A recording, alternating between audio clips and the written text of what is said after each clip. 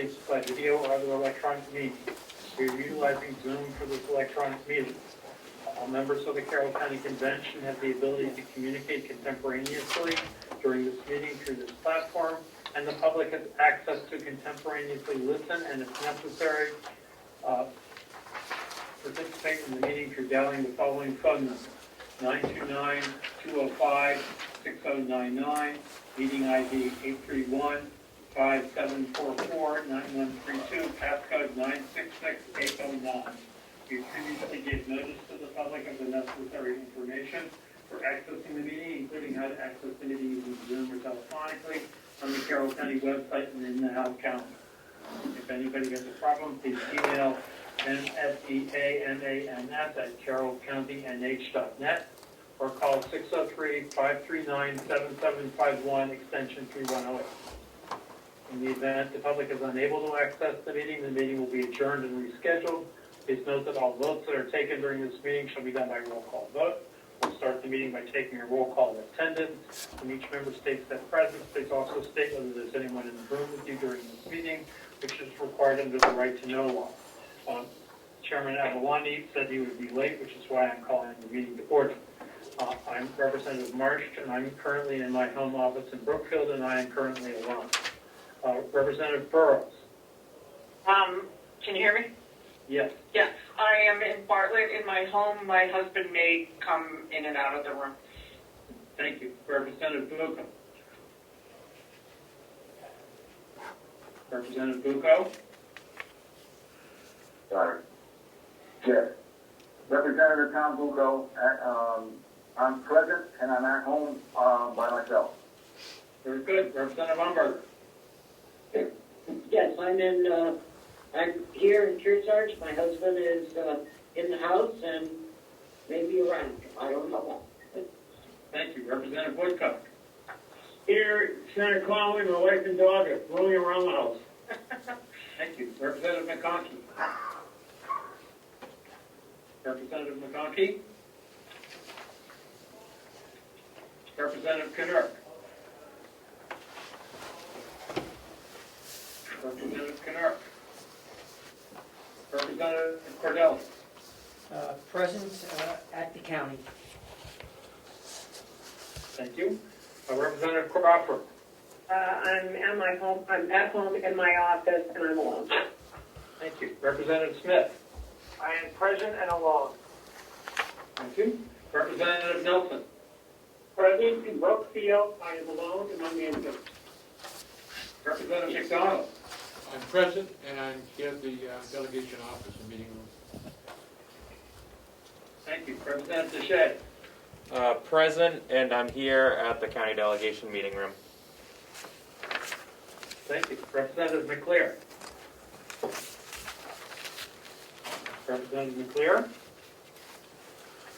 We have a quorum, so we will be underway. Representative Shays, will you lead us in the Pledge of Allegiance? Of course.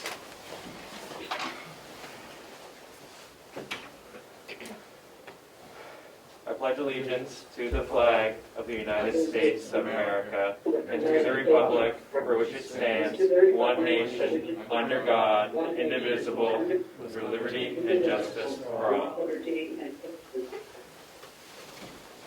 Thank you. Next agenda item is additions to the agenda. I'm not aware of any. Is anybody aware of any that I should be aware of? Hearing none, we'll continue to move on. Next item is the approval of the minutes. They've been distributed. Chair will entertain a motion. I'll make a motion to approve the minutes. Thank you. Is there a second? I'll second. I'll second the I see Jonathan Smith's picture on my screen, so I'll recognize him. It's moved by Representative Umberger and seconded by Representative Smith to approve the minutes from the prior meeting. Is there any discussion? Hearing none, the clerk can call the roll. Representative Marsh. Yes. Representative Deshays, yes. Representative Bucco. Yes. Representative Cordelli. Yes. Representative Crawford. Yes. Representative Nelson. Here. Representative Burrows. Yes. Representative McDonald. Yes. Representative Woodcock. Yes. Representative Umberger. Yes, Representative Smith. Yes. And with 1, 2, 3, 4, 5, 6, 7, 8, 11. Passes unanimously, 11 to nothing. Mr. Chair, I was not called. That's because you did not answer when we called to see if you were present. Would you like to vote on That's this? because I was in the waiting room for about 6 or 8 minutes before I was let in. I was there for the whole time, but yes, I am here, Jerry Kinnerk, I am here, and I do vote yes on those minutes. Of course. Very good. I'll update that. Since you was present and I'm voting yes on the minute. Representative McClear is also going to be, he's trying to get in right now. Okay? Okay. Uh, Should we The wait minutes until he's are in? relatively uncontroversial, so I think we should continue to move along. Okay. The next item is the audit update.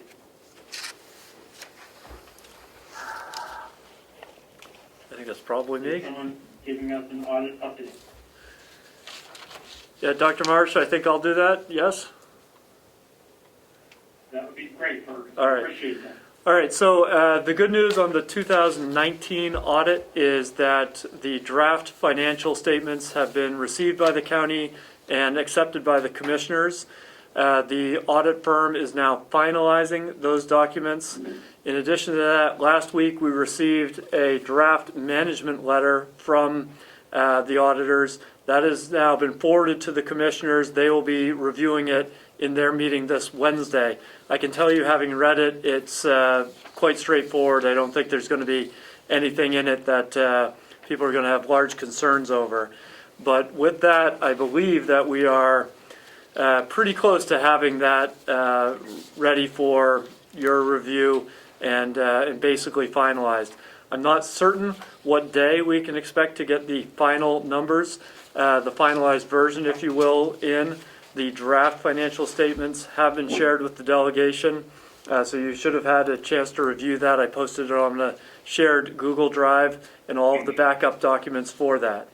A question for you to consider, and also the commissioners, is whether you would like to have a formal presentation from the auditors on the 2019 audit, and if so, what date we might schedule that. So that is for you to decide, obviously. And while I'm discussing the audit, we are in touch with the new audit firm about the 2020 audit. The intent is to have a soft close on the books not later than the end of February, and to really be driving that process so that we don't have a repeat of what everyone endured in 2019 with the 2019 audit. So I hope that is a sufficient update. If anyone has questions, I'd be happy to address them. Thank you, Bert. So are there any questions for our CFO? Representative Marsh, Representative Cordelli has a question. Yes, Go ahead. thank you. Not really a question as much as an observation, in that I believe the chairman was looking into a presentation by the Melanson Group. And I will be very interested in seeing the management letter from them because there has been, over the past 3 years, substantial questions, I believe. In 2016, they pointed out approximately 9 or 10 deficiencies, some significant deficiencies. In 2017, only 1, and none in 2018, and indicated no problems with management getting the audit done, even though it was not completed until August. Or excuse me, I believe it was September or October. So I will be interested to see what they say this year in relation to deficiencies, knowing that reconciliations are at least a year behind schedule, and that there have been all sorts of problems in getting the audit done. So I will be very interested to see how transparent they are in the management letter for the 2019 audit. Thank you. Thank you, Representative Cordelli. It's my understanding as well that the chairman is going to want the presentation, and I'm certainly not going to schedule that until he gets here. So we will do the best we can to keep it rolling along until he does. And any other questions about the audit update? Representative Marsh, I have a point of inquiry regarding the agenda. Yeah. Did we already go through public input? No, our vice chair was reading too fast and read over that. So I was going to do that next as soon as we're done with the audit update. And my apologies to the public for my own incompetence. I just wanted to ensure that we wouldn't miss that. Thank you, Representative Marsh. We aren't going to miss the public input, and we have a second public input at the end of the meeting. Any other questions on the audit update?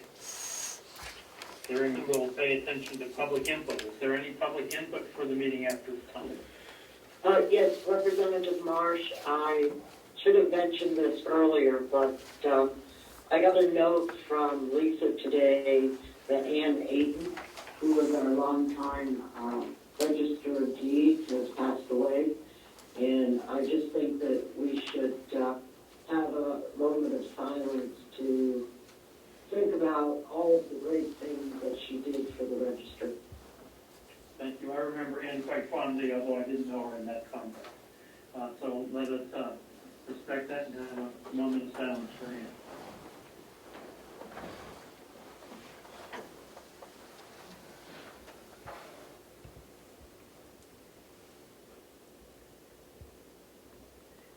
Thank you, Representative Umberger, for bringing that to our attention.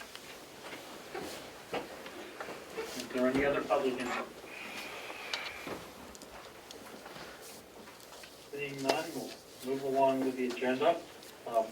I'm going to skip over subcommittee assignments and let the chair attend to that when he arrives. But I expect he will arrive momentarily, and I know he has been working on that. And furthermore, I don't know what he has done. So we are going to go to the 2021 budget review. The first item is the UNH Cooperative Extension. Hello there. I'm Klaus Tolik. I'm the County Office Administrator for the Carroll County Office of UNH Cooperative Extension. I want to thank you, the delegation today, for hearing our budget request. Since there, I think there are several new members of the delegation. I'd just like to do a quick summary of our work here in Carroll County. UNH Cooperative Extension operates in all 10 counties in New Hampshire. In Carroll County, we have 6 field staff and 1 support staff doing our programming in Carroll County and serving the residents of Carroll County. Our programming revolves around our 4 program areas. And natural resources and forestry. We have 1 staff, Wendy Scribner. In this past year, she met with nearly 100 landowners, helping them make recommendations on managing their forest lands. We have 2 staff in food and agriculture. Ann Hamilton is a food safety specialist and works on training ServSafe for restaurants and serves our restaurant population in food safety training. She also worked this past year in helping farmers understand the Food Safety Modernization Act and has helped small farmers take on food safety practices in there. Olivia Saunders is our fruit and vegetable specialist. She works directly with farmers in Carroll County, helping them build their businesses and supports them.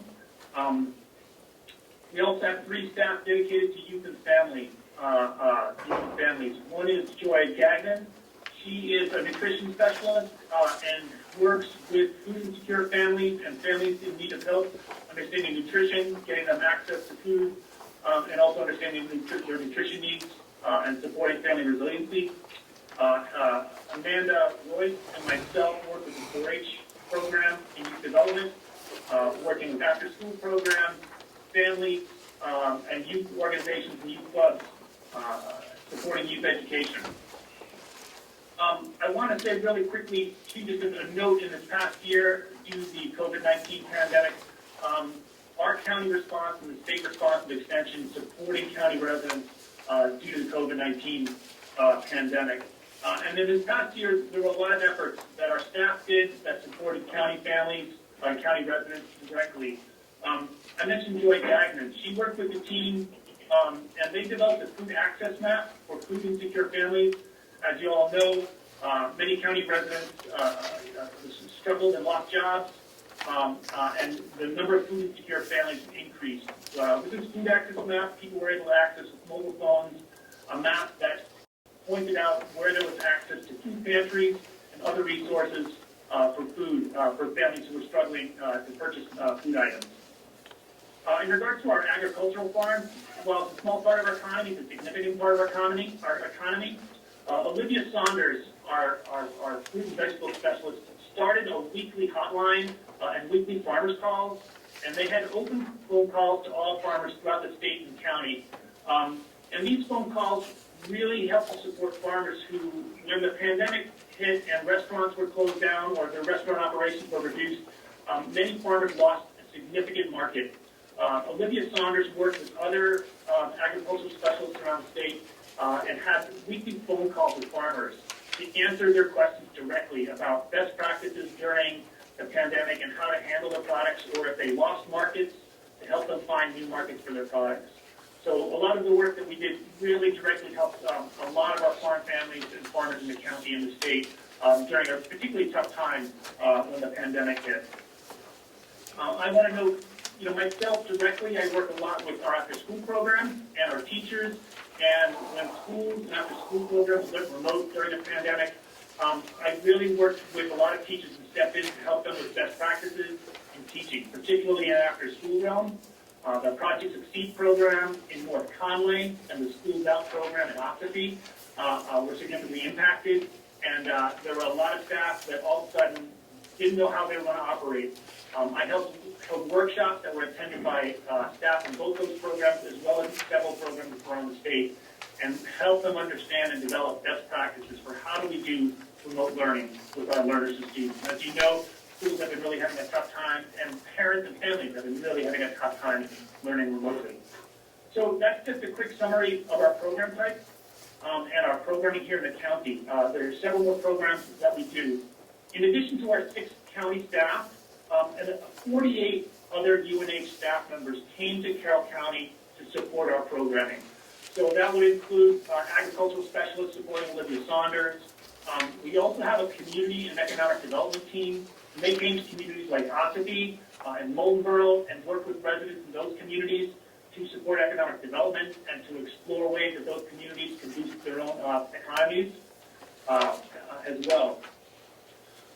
This year, we are asking for a county appropriation of $288,786. That represents 41% of our total operating budget for the county. The additional funds are covered by the University of New Hampshire through state and federal monies to support our work here in Carroll County.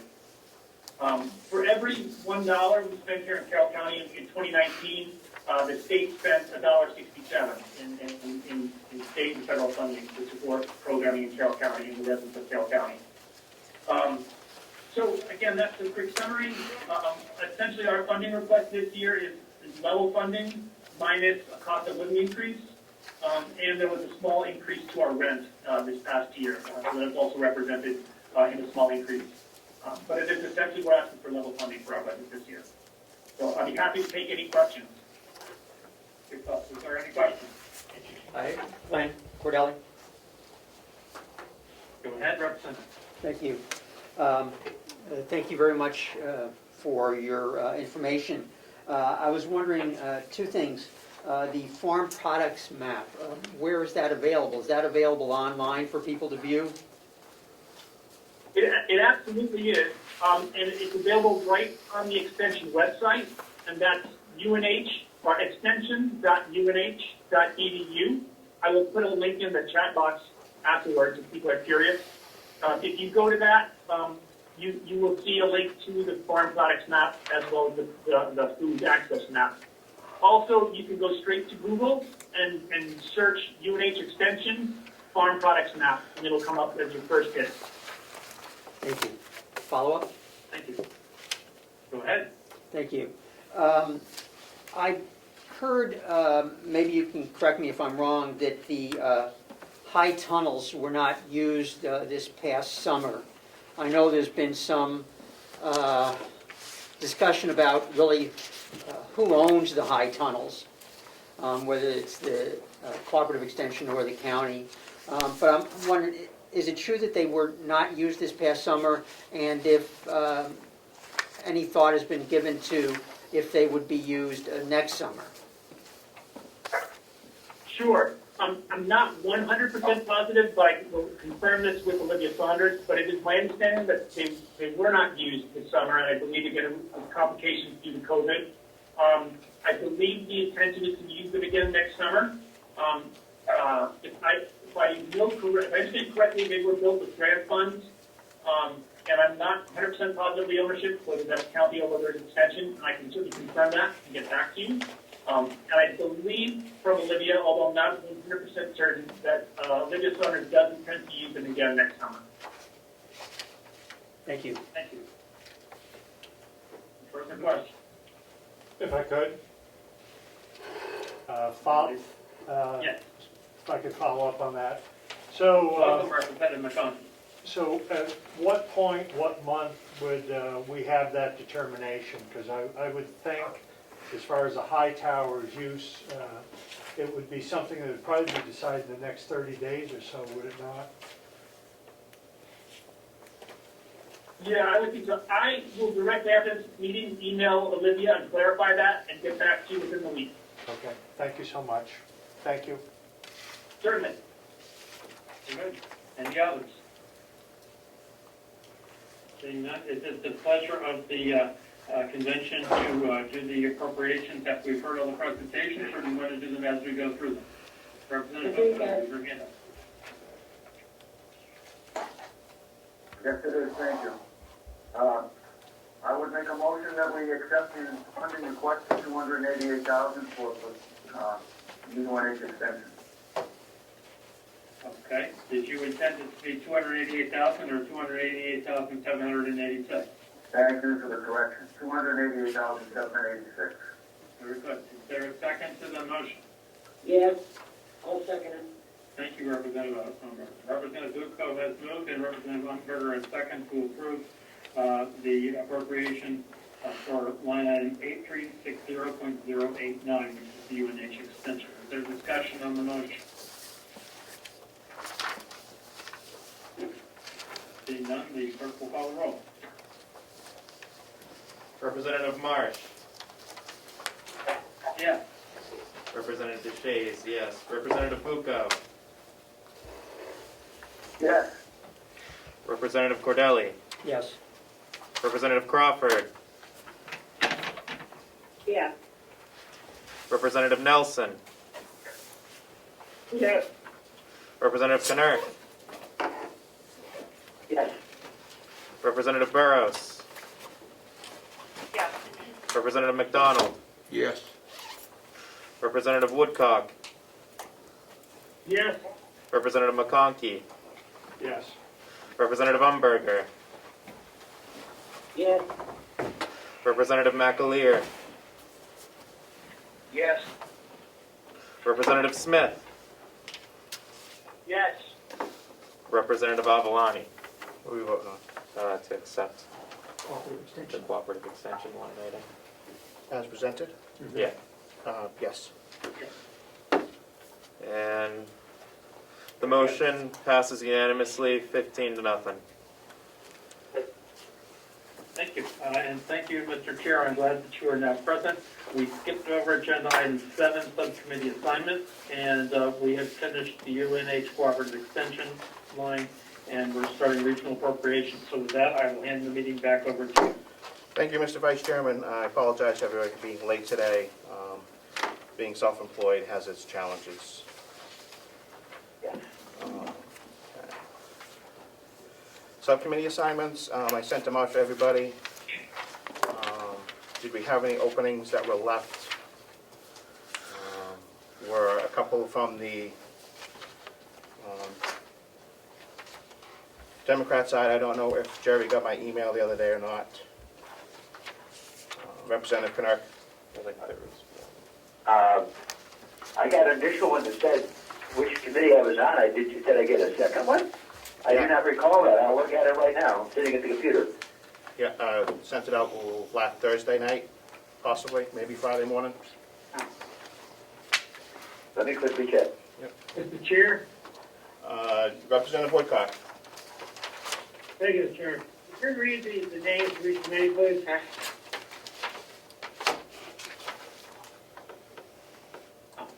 Sure. You never resend it. I don't seem to have mine. Thank you. Yep. Oh, we have those somewhere. Pulling that up right now. Thank you. May I speak? Of course, Representative Knerk. Okay, yes, I do see that email now. I did miss that, my apologies. But I'm already on, according to your first one, Commissioners and Finance, which I was, so you said you needed a volunteer, Commissioners and Finance, but I'm already there. We needed another volunteer. It needs to be 4 and 2, just like the rest of them. So I think I've needed one more Democrat for that.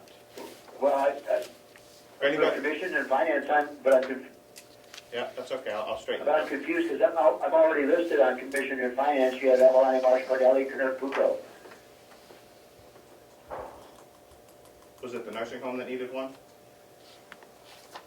Yes, it was. You've got, I think it was the nursing home that needed Oh. a Democrat. I could be mistaken though. I want to email it. My apologies.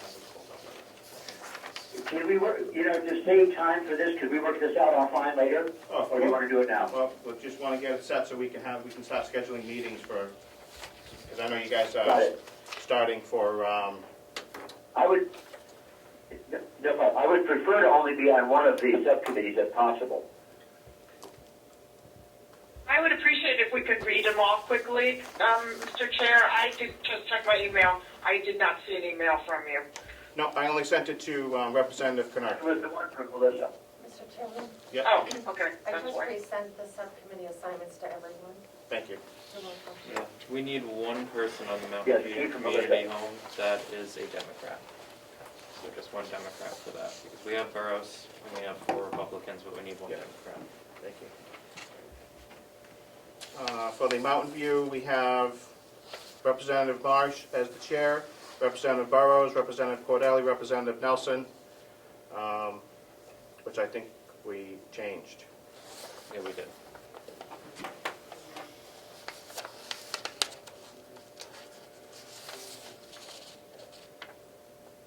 Mr. Chair, may Yes. I ask a question? Of course, Representative Knerk.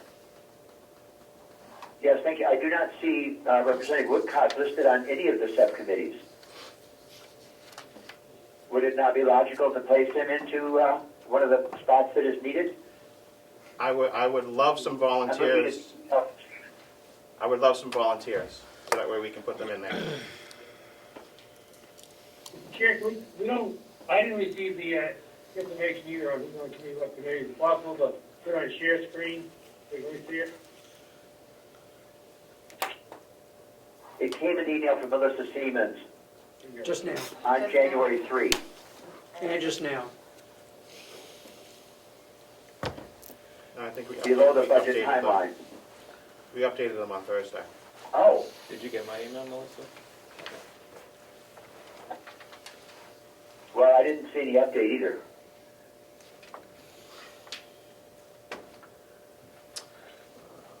As of right now, it's Representative Marsh, Burrows, DeShays, McDonald, and Nelson on the Mountain View. As of right now, it's Representative McConkey, Avalani, Cordelli, Smith, Bucco, McAleer for jail. As of right now, for Commissioners and Finance, Reps Avalani, Marsh, Cordelli, Umberger, Knerk, and Bucco. So we needed one volunteer for the Mountain View Community Nursing Home, Representative Knerk. So if you would wish to nominate somebody, I would appreciate that. Well, I was looking at this and trying to follow what you said. Who were the people on Mountain View? Pretty well. Representative Marsh, Burrows, DeShays, McDonald, and Nelson. Okay, well, as I pointed out before, I do not see Representative Woodcock on any of the three committees. Would it be not logical to put him on one? I'm happy to, I just didn't want to assume that he wanted to be on the nursing home one without talking to you first. I could switch to nursing home and you could put him on Commissioner of Finance, but I don't want to do two when we have people not doing any. Right, so if you wish to change that, I'm happy to do that with you. Could I ask Representative Woodcock's preference? Of course. Representative Woodcock? I'd be happy to be on any committee that they like. I was looking to see what the full options were last time we were on jails and et cetera. But wherever the chair would like, I'd be happy to work. Fantastic. That sounds like you just Then volunteered is it for nursing home. Mountain View Community Subcommittee. Representative Woodcock. That's fine. Thank you, Mr. Chairman. Happy to work with you, I hope. Well, thank you very much. And Well, actually, I would, may I say I would be happy to be in either one. The point is I didn't want to be on two if we had somebody not on one. So if Representative Woodcock preferred Commissioner of Finance, I'd be glad to go to Mountain View, or I'll stay right where I'm on Commissioner of Finance. I'm happy with that, too. I'm perfect where he put me. That's fine. Thank you. Okay, good. fantastic. That's how we go. Thank you very much, gentlemen and ladies. Yes, thank you.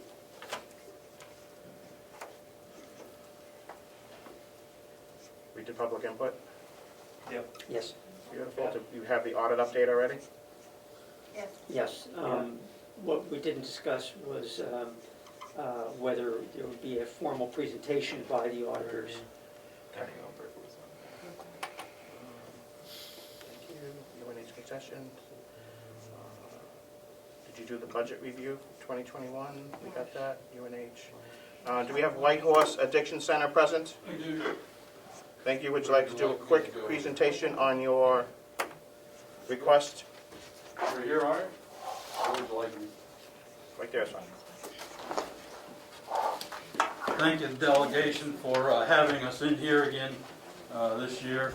I just wanted to give it's been a difficult, challenging year like it has everywhere, but I wanted to give you an overview of where we've come and where we are today as compared to our ask and what we're trying to do here.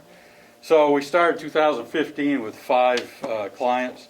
Today we have between 244 and 300. Haven't got the final count for the year, but that's where we're sitting. We started at about 120 units of service. We're currently at about 2,900 units of service. Our payroll when we first engaged you, was $270,000. We had 8 employees. Our payroll today is $709,000 with 28 employees. We've gone from just a substance use and addiction organization and company to a full behavioral health. We now do mental health. We have added children ages 6 and up that we service now. Our annual budget has gone from $46,000 to $1.1 million. Our insurance revenue, which comes in from our clients, our insurance revenue started in 2017. We first engaged you that year. We had $44,500 in insurance. That's the MCOs, Anthem, and groups like that. This year it paid $607,000. We had $218,000 in revenue, but our cost this year was $607,000. So we had a $389,000 negative balance off our clinical side of the operation. So we're a 501c3, so we subsidize that with grants and things like this. That's to allow us, because primarily about 80% of our clients are Medicaid clients. Medicaid pays less than 50% of what it costs to serve. And then the balance, a lot of those are self-pay. We carry on an average right now of about $30,000 a month in unpaid balance.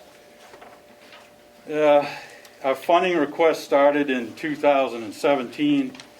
We actually had an MOU that year because we were unknown to the commission. They really didn't know us.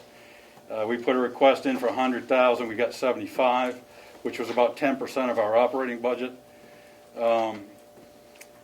We went to, in 2018-19, we put a $150,000 request in, got 110, about 13%. And last year, last year we got 150,000, 14% of our budget.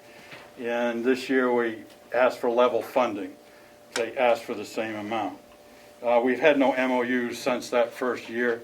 Everything that was on the original MOU had been satisfied. We actually do more now than we did at the time of that MOU. Time of the MOU, we were reporting quarterly. We now report monthly. We report what towns we served. We report how many people in the town. We report how many units of service in that town. We report what's not been paid out of those towns also. So we report that information monthly to the county commission. We submit that report. We submit a report on our financials, where the money was spent. So we give them that every month also. So that's given in monthly now. We actually gave in more than what was requested. Just to give you a little update on what has happened. So 2020, the pandemic hit. We were starting out, the first couple of months were going to be some of the best months of what we've done. And then COVID hit. At the same time COVID hit, we had our first national accreditation. So we got accredited by CAPRS, which is the Council of Accreditation for Peer Recovery Support Services. These folks fly in, spend a week with you. They audit everything from your financials to your plans, everything, the way you do everything. We got that accreditation. So we're currently accredited for 3 years through the CAPRS accreditation. We serve 90% of our clients are from Carroll County. We're a New Hampshire B1 provider now, which makes us a preferred provider. We are part of the governor's task force on recovery. We're a voting member. 2015, White Horse Recovery began our engagement. At that time, we were, New Hampshire, Carroll County accounted for 5% of all the overdose deaths in the state. Since that time, we've dropped that percentage to 2.6%. We've had a 50% decrease in overdose deaths in this county alone. We also installed in end of 2018-19, we piloted a program for a 24/7 peer emergency support service, which we provided to Memorial Hospital. We respond certified recovery support workers 24 hours a day, 7 days a week on call into the ER, into the emergency department at Memorial. That pilot was very successful. We expanded it this year, 2020. We added a second hospital. We now respond peer support into Huggins Hospital also. So we have 2 hospitals we're supporting with that service. Like I said, we added mental health in 2019. We now have 4 locations. We have 2 clinical offices. We have 2 resource centers that operate. Our resource centers have seen over 3,000 people a year in guest visits that come into those centers. Just a couple of things that we do outside of the norm. So in March, we had an apartment fire in Ossipee. We were one of the first organizations to respond. We had just leased a space at Indian Mound for our new thrift store, 4,000 square feet. We delayed the opening on that by 3 months, delayed the work that had to be done to it by 3 months, and we set up a 4,000 square foot distribution center for those 54, which later became 70 people that needed assistance from that apartment fire. I put 2 paid staff in there for 2.5 months that we had it in there. Plus I have just absorbed the rent and the other costs to have that. So that's one of the things we do. We belong to the Ossipee United Roundtable. We are part of the New Hampshire Providers Network. We helped open and start the Ossipee Community Center. We work with the Hope House Families in Transition. We work with a way station in North Conway. We work with the New Hampshire Food Bank. This year we'll begin transporting food for them out to people that can't access the food. So we're using our transport van for that, our drivers, and our expense on that. We're a Narcan distributor now. This year we had 13 lives confirmed saves on Narcan, that not by us, but by people we train and put certified out into the field. We had just opened a new thrift store, and like I said, we're part of the New Hampshire's Commission and Recovery Task Force. We became a voting member this year, so we actually have the opportunity to impact policy and other things around recovery and where some of those funds go to. So we do that. I have a couple of letters. You know, I have letters that we get in all the time from people we've worked with. I don't know how many people we have now that have been sober for a year, 2 years or more, but it's quite a few. But, you know, we got a letter that came in. It was a Christmas letter from one of our clients. And I don't want to read the whole letter, but basically it's how her year's been and where she is. She's 2 years sober now. And her card with the letter just says, "This enclosed letter is all because of you." I have another one here that this lady was pregnant. She had moved into the area during the pandemic. She didn't know where to go, what to do. She was trying to go to AA meetings. She found us. She made a call. We brought her in. She's been sober now for 6 months, and we've been helping her with her pregnancy and other issues that are going on. And she credits us again for saving her and her baby and her being sober at this time. And I have stacks of these letters like this, all from people that we've touched and impacted. The Ospey police met with us. They said that prior to us coming in, we were 4 to 5 overdoses a week, and right now, currently, we run about 1 or 2 a month. And we've been endorsed both by the Ospey Fire Department and the Ospey Police Department in the work that we're doing. We have a grant that we're working on right now this year that will help us train and work directly with first responders, police and fire. So that's something that we'll be looking to do, training them how to work and better engage with us so we can respond. And finally, we're training our SUD, CRSW support workers for mental health, and we'll be able to respond later this year to 24/7 mental health emergency response. We'll be able to go to like Memorial Hospital, Huggins, and be an advocate and work with people that are having issues either with, it could be PTSD, suicide, or whatever they're doing. So it's been a very busy year. I would just open it up to any questions that you might have. Yes? Jennifer Dodd? Thank you. Thank you for being here. A couple of things. One, the MOU, I recall the discussion about that based on the services that you were providing. Maybe someone else can correct me if I'm wrong, but I did not recall that was to be just a 1-year document. I thought it was going to be an ongoing. It was never proposed that way. It was originally set up because when we requested the funding, they said, "We really don't know you. We don't have a big track record. We've only been going for 2 years at the time." We had a couple of clinicians, but they wanted us to, it was primarily to make sure we were reporting and feeding back to them the information that they were looking for. We exceeded what was required. We actually gave them more information they needed, and we kept them posted, and then we even moved it instead of quarterly to a monthly report back. So I was never asked for another MOU. My assumption is that they felt that they had what they needed and they didn't need another MOU. Sure. As I recall, also when you started in 2017, you were providing both inpatient and outpatient. No. No? We've always wanted to do inpatient. Okay. Originally, our goal when we first started was to do a small inpatient facility. But the regulations, what it required would have made it financially impossible for us at that time.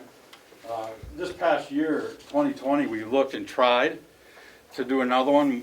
People probably know if you follow on social media or the newspaper, we put a purchase and sale agreement on 45 Old Granite Road in Ossipee. But one of the things we set up front was if it was became an issue with the community or financial to get it set up, that we would pull out because we just, one, don't have the funding to support that kind of an endeavor. It was going to be, we got through our zoning approval, but when it came to the planning board and hiring a civil engineer, hiring water study, hiring traffic study, and maintaining a lawyer to get through that, it wasn't worth it. Plus, the reaction in the community told us that it was not a place that we've always said we want to be part of the community, help the community. We don't want to go in and hurt it in any way. And what was going on at that time was not something that we endorsed or would want to continue to be part of, so we dissolved that. We're still currently looking for a place. We've been working with the New Hampshire Finance Authority and a couple of banks, if we can get there. We're working with another organization, Capital for Compassion, Capital for Compassion, that works with Christian organizations that are trying to set up housing. So we're looking to try to set up some transitional housing and stuff, but we have to find property where it's not going to butt somebody that's a problem, and it's a challenge finding that. So we don't have a lot of money. We don't bank a lot of extra cash. We probably have about a month and a half of reserve to operate. It costs us over $70,000 a month just to go. Our biggest cost is our salary. I think this year we're about a $700,000 salary to maintain those 20 employees. We have 8 licensed clinicians now to maintain the mental health and the full behavioral health service and the 24/7 and the other stuff that we're doing. So we don't carry a big balance. This grant is really important to us. It represents about 13% of our budget. We spend, because we serve the underserved and we serve people that cannot afford to pay typically, if we're not here, there's nobody else to serve them. So we take them on. If you go to a for-profit, they don't take Medicaid because Medicaid doesn't pay what it needs to pay, right? So it's hard to find a place to go. We went into mental health because I'll give you an example. We just tried to get a person into that needed a higher level of treatment. They needed a psychiatrist, which you don't have. So we found a place to put them, but we can't get them in there or placed until April. So the wait time to get people out, and that's why we went into behavioral health and why I hired mental health counselors. So I now have master licensed alcohol and drug counselors, licensed alcohol and drug counselors. I have licensed clinical mental health counselors, and I licensed independent clinical social workers that all work for us. So that's a huge overhead to do that, but this county desperately needs it. And now, especially with the COVID, and some of the stuff we're getting from the schools and other issues, that's why we expanded to take children 6 and up. So we take children that are older now. So when we increased our ask for the county, it's because we were expanding into the mental health. So when we went from the 100 to 150, it was because we were adding a whole nother service. And we're adding an emergency service that's not funded by, we don't charge the hospitals to go in. I think we've probably seen over 50 people at Memorial Hospital since we started that program. That's 50 people that may not have made it or would have been put back onto the street. And those 50 people we have helped get not only back but placed, and a lot of them now are doing quite well since we were able to get in work. Otherwise, wouldn't have seen them. Any other questions? Anybody else have a question? I have a question. Representative Yeah, Burrows. I do. Yeah, just a quick question. Maybe my memory is incorrect. I thought that originally the request for the $150,000 was to go to the 28-bed unit, in-service unit that you're no longer doing. Is that correct? Yeah, it was we never requested money for the housing. We said all along, and actually when we went to the commissioners meeting, they asked us about that. So we specifically said that we weren't asking for money for housing because at that time, to be honest with you, we didn't know what it was going to be. We hadn't gotten through planning board and zoning. Thank you. Any further questions? Mr. Chairman? I have one question. Representative McDonald. Just a question for you, sir. Yep. Back in 2019, you received $110,000, and on your funding sources for that year, you show $63,901, $3,551 short of the 110. I was just wondering if that was a clerical error or... Part of when we get our funding from the county, it doesn't start until March, and it depends on when our financials go December to December. So some of those months aren't counted yet, and they count into the next year. So the county fund actually goes over 2 years. It goes over a period of 2 in one cycle. Okay, so that extra $3,551 is probably will be in the 2020 expenditure, or? Yeah, I mean, I have to see look at it. I'd have to go pull the financials, but Okay. I'm assuming, yeah. further questions? Somebody has a Yes, I have a question. Representative Umberger. Yes, thank you. I was not on the delegation the last 2 years, but who approved your expansion into the mental health arena? And who approved using the money that the county was giving you to support mental health? Because it was my understanding that these dollars were there to support the drug abuse throughout the county, and not money for mental health. Yeah, If that service was taken on,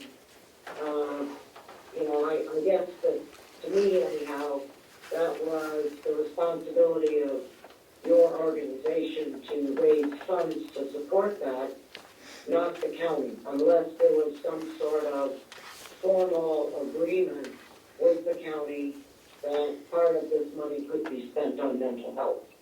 it wasn't, if you go back to this one here, this is this year's, we've listed the mental health out here throughout the whole thing, which is part of why we've asked for the 150 this year. When we asked for it last year, the money wasn't broken down in mental health. It was, we spent the money where we requested it. So we get money, we get a lot of grant funding from other sources. Again, you're only 13% of the budget. So we spent the money that we had from the county. One of the things about grants, most are restricted, so we have to spend the money wherever it comes from. So we picked up other grant funding to help us go into the mental health field.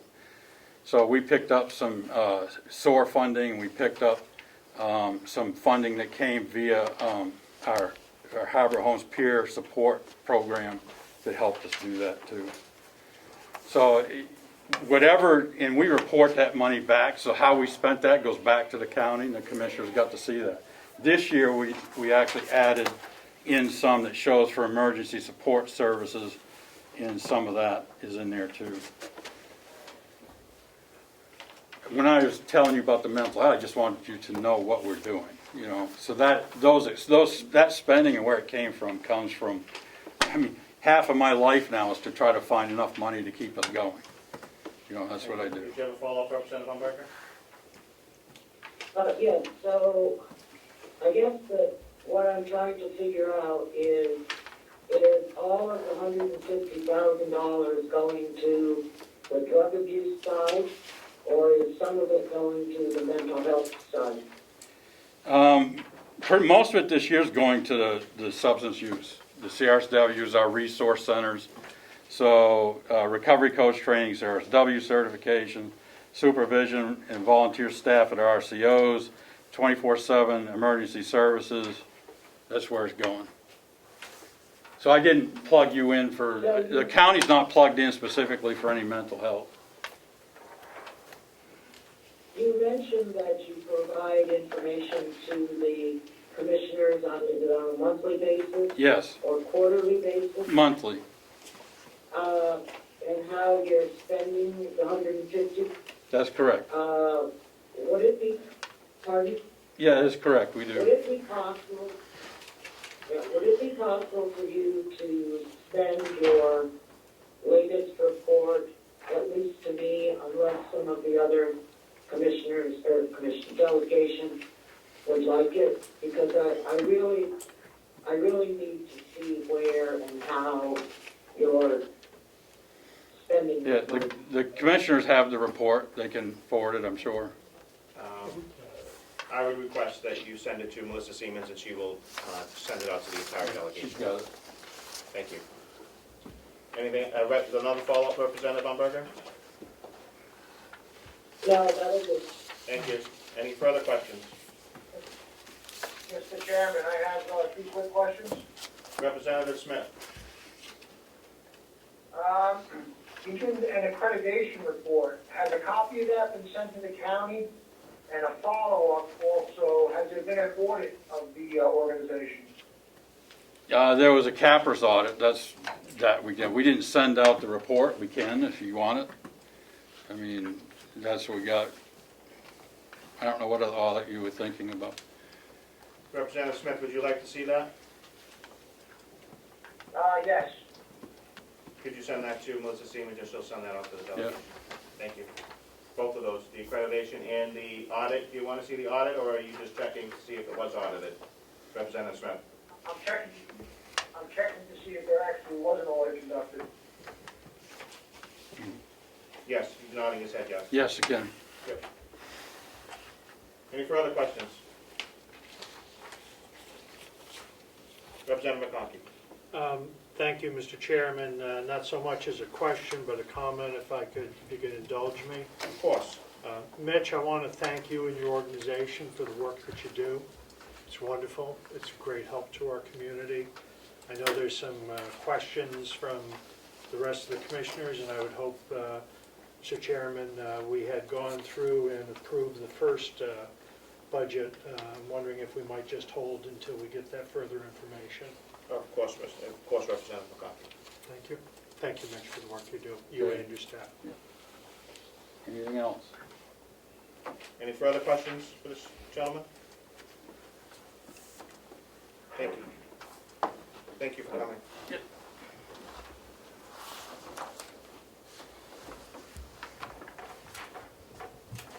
In the light of time, I would just ask the further presentations just to be a little briefer.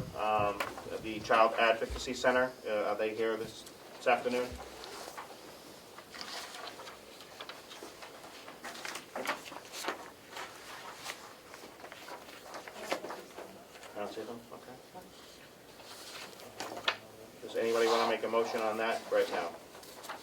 Mr. Chairman, Representative McDonald. I make a motion to approve the request of the Child Advocacy Center of Carroll County in the amount of $55,000, I believe. Yeah. So moved. Do we have a second? They can't hear in they can't hear in the room. Yeah, John, you gotta speak up a little bit. Mr. Chairman, I make a motion to adopt the request by the Carroll County Child Advocacy Center in the amount of $55,000. Everybody get that? Who's got their hand up? I can't see. Repeat that, please, Mr. Chairman. Representative McDonald moves to accept the Child Advocacy Center for $55,000. Do I have a second? Second. Second by Representative Cordelli. Any questions?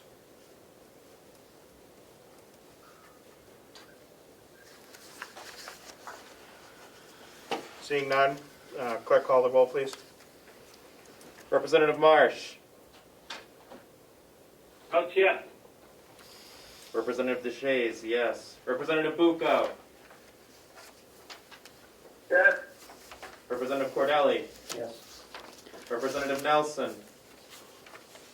Yes. Representative Knark.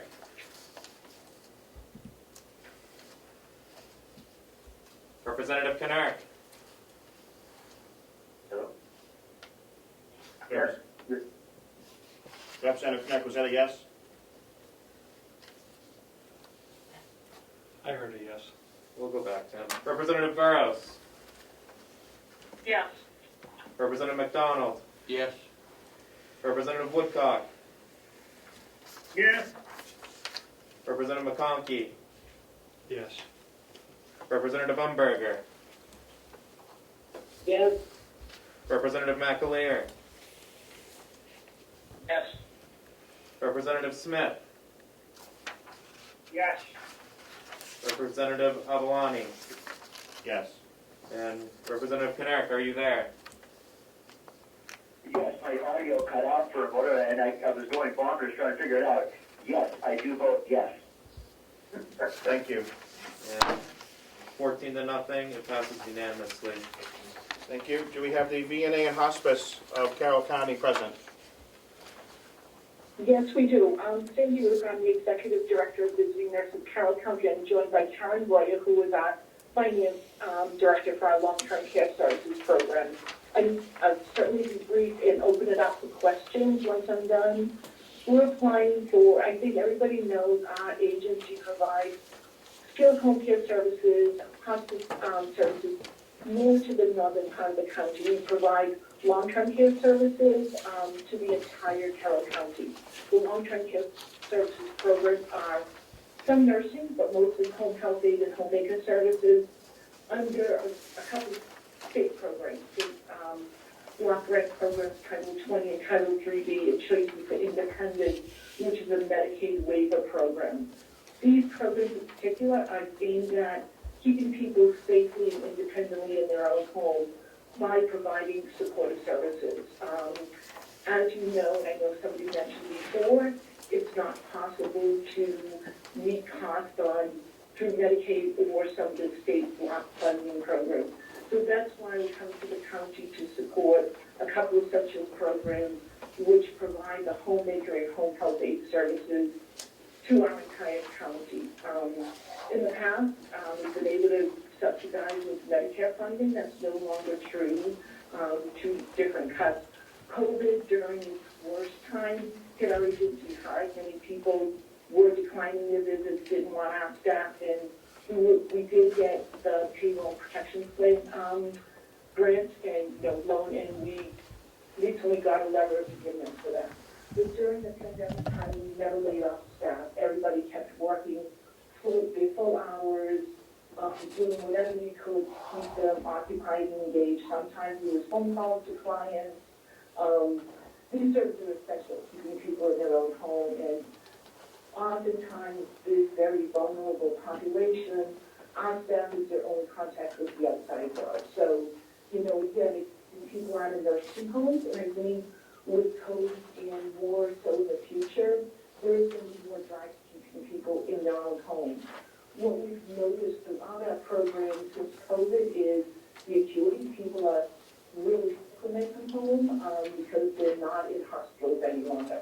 They're home with an incredible amount of burden placed on families and caregivers, and this extends over to the long-term care services program. We use these programs to help supplement, the other services that's being provided. And again, it's just incredible in my mind. I'm an old nurse. I've been around this for a long time. In how sick people are and how much they're dependent on their family members and, our home care staff to keep them safe in their own home is amazing. So, like I said, we're funding of $75,000 to supplement these programs. We've been told by our auditors that the only way we could ever make, even meet our costs on some of these programs is by not providing benefits to the staff who provide those services. And we would not do that as an agency. All our staff have, they're full-time, they have benefits, and they're all treated the same. So that's not something philosophically we would ever do in order to, kind of substantiate these funds. So again, we're seeking level funding of $75,000 to supplement our Title 20 and our Choices for Independence program. So I promise to be brief. Don't know if Karen has anything to add to that. And she'll say no. So open it up to questions from all of you. Any questions for the I would like to move 75,000 for B&A. Second. Representative Marsh, second. Representative McConkey seconded? He seconded? Yep. Thank you, Representative Marsh. Representative McConkey already had his hand up for that.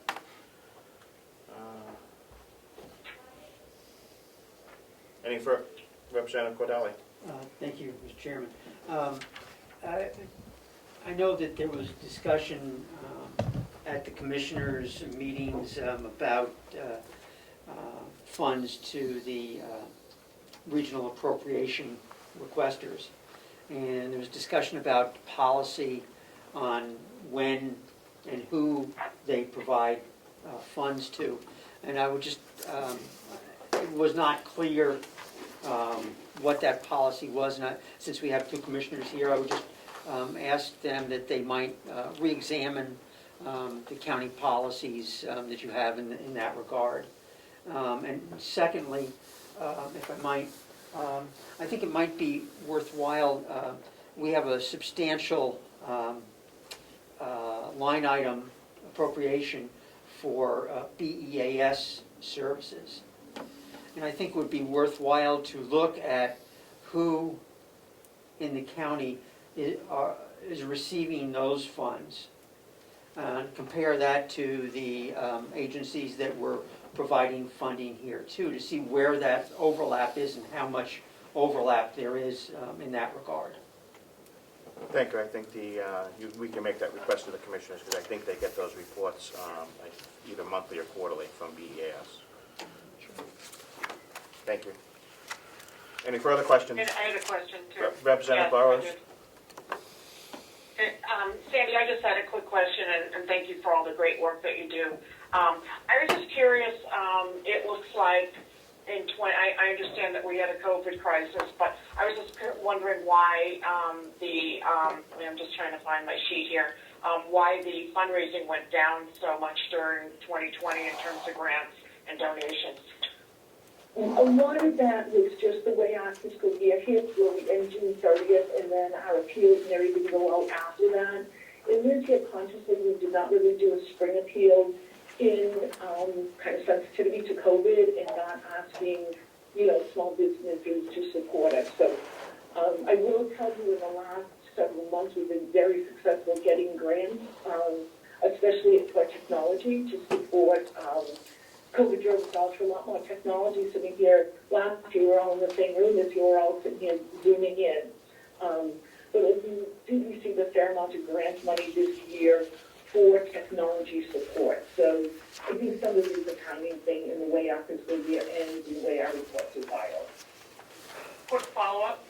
This is more of a comment. I just would hope that all of our nonprofits in the area continue to ask for money even during this time, because there are people, even though a lot of people are struggling, or still, particularly now, want to help agencies that are having a difficult time.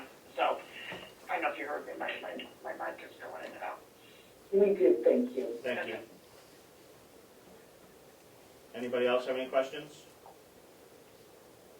Mr. Chairman, I have one quick question. Representative Smith. Thank you for your presentation. I just looking through your salary line, and it's $1.875 million. How many employees are in that number?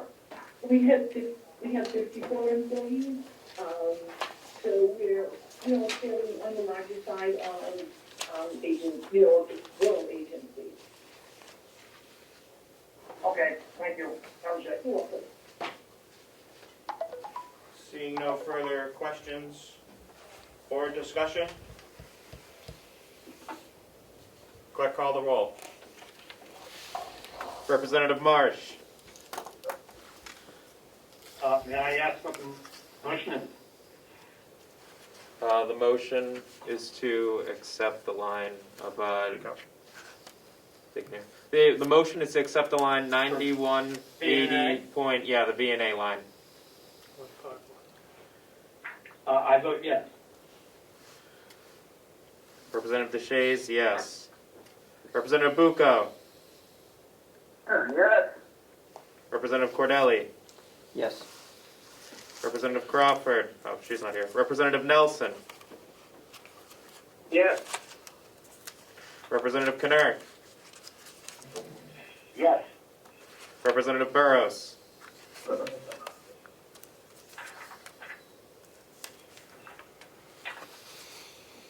Representative Burrows.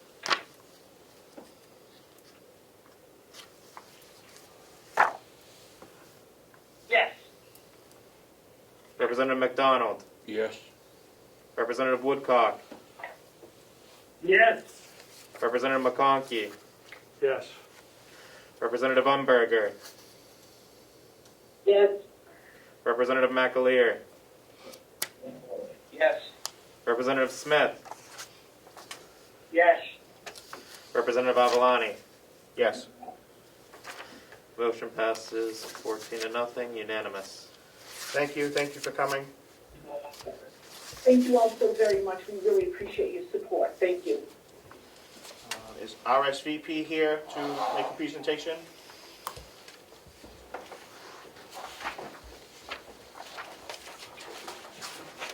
Representative McConkey. Thank you, Mr. Chairman. I make a motion to accept the line item, which I have as 153, RSVP for $80,000. Second. Questions, please, Mr. Chairman? Representative Woodcock. Thank you, Mr. Chairman. Looking on the spreadsheet that was presented in the packet on that, I'm just curious why the agency requested $75,000 and the commissioners moved it up to 80. They only requested 75 and the commission moved it to 80. I only see 7. I can't see any justification behind that. Yeah, I see that, Steve. Could I just have an updated sheet? You're looking these are original appropriations, you're looking at what last year's budget was. 70,000? Look at page 22, Chairman of our December notes. 31st. You'll see this. So it's $70,000? Oh, hold on, everybody. Hold on, everybody. Okay. I'm looking at the wrong page. Representative Kennard. Yes, I had exactly the same question because we are talking about primarily trying to level fund many of these organizations and not even funding some that had asked.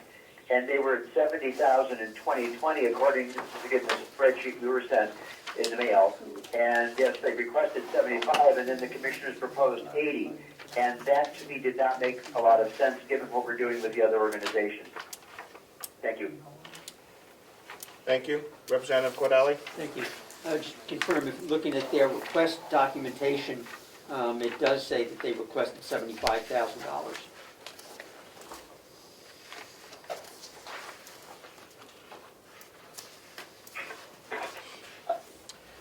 Representative Avellini, are the commissioners there? Is there any commissioner there that might be able to shed some light on this? We have 2 here that are present, and if somebody wants to take that, I'm happy to relinquish the... We're trying to find out. Okay. Commissioner Babson's on the screen. It's not a commission. Board commissioner. Representative McConkey, you had your hand up. I wait for that answer and I may amend my motion. Okay, thank you. Did we ever get a second to that motion? Yes, Representative Marsh. Thank you.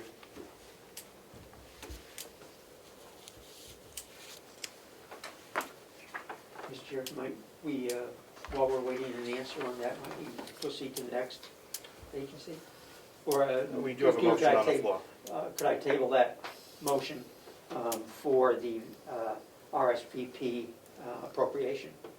That is, I think we're on the RSVP appropriation. You would mean the You conservation wish district. to table that? I'll withdraw, it'll probably be quicker and easier. I'll withdraw my motion for a new motion when the time comes, and if Representative Marsh follows, taking his second back, we can move on. I will. Did we just lose everybody? No, they're still, they're there. Who's moving it? Good question. Probably Melissa downstairs. Probably. Just close that window. Yeah. Somebody's screen sharing is the problem.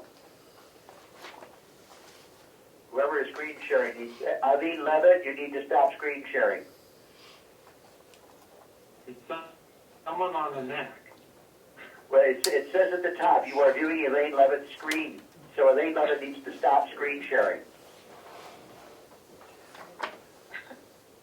Elaine Levitt, could you please look for the box that says stop screen share and stop?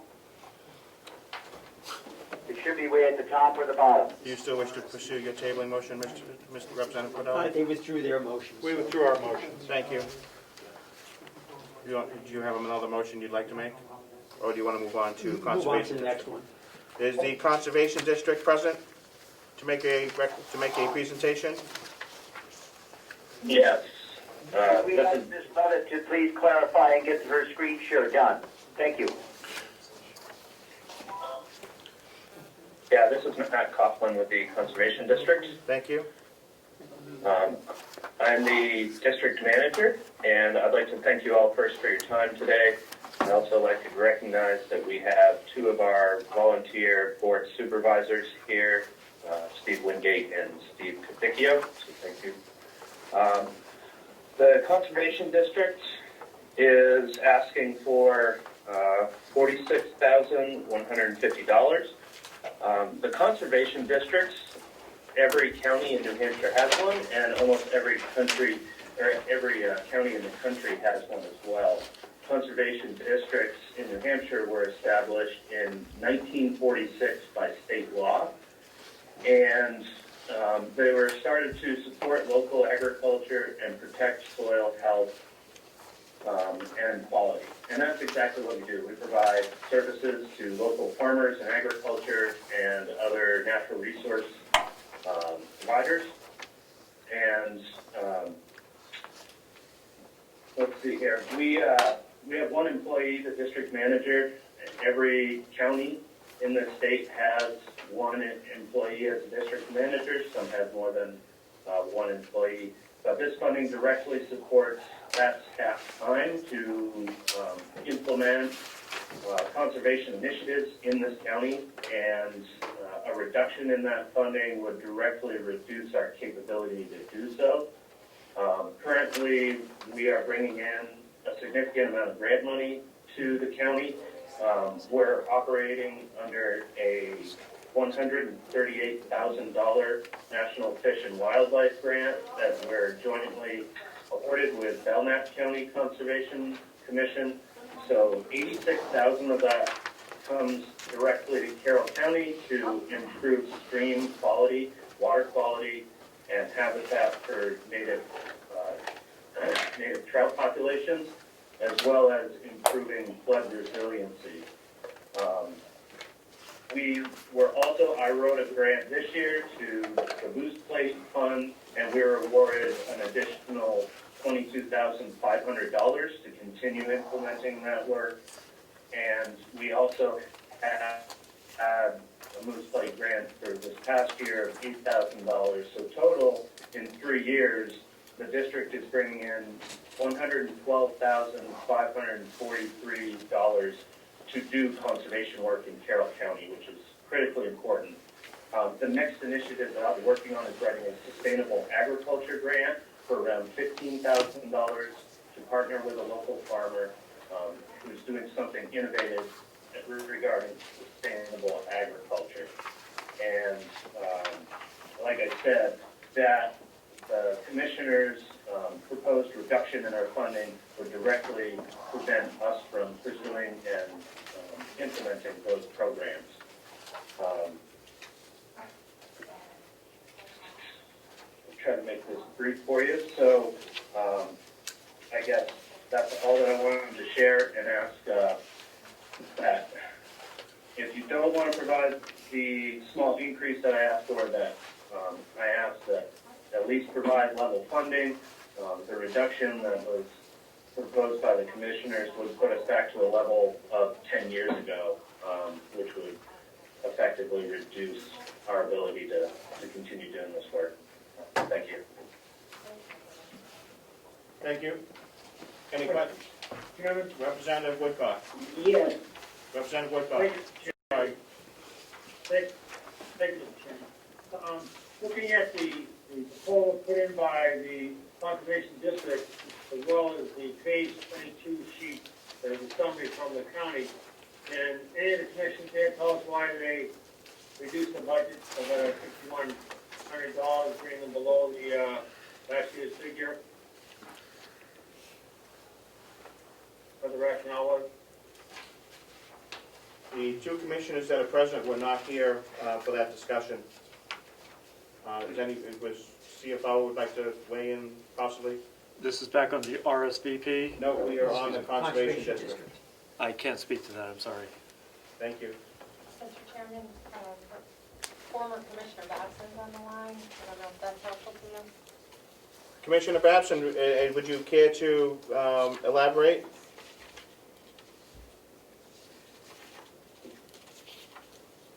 Can you hear me?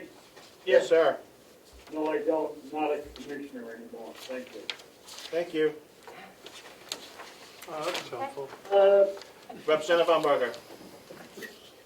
Yes, I really think that we should pass over this until such time as Commissioner McCarthy is available to answer this question, as well as the question on RSVP, because I'm not even sure that Ferguson was there when those decisions were made.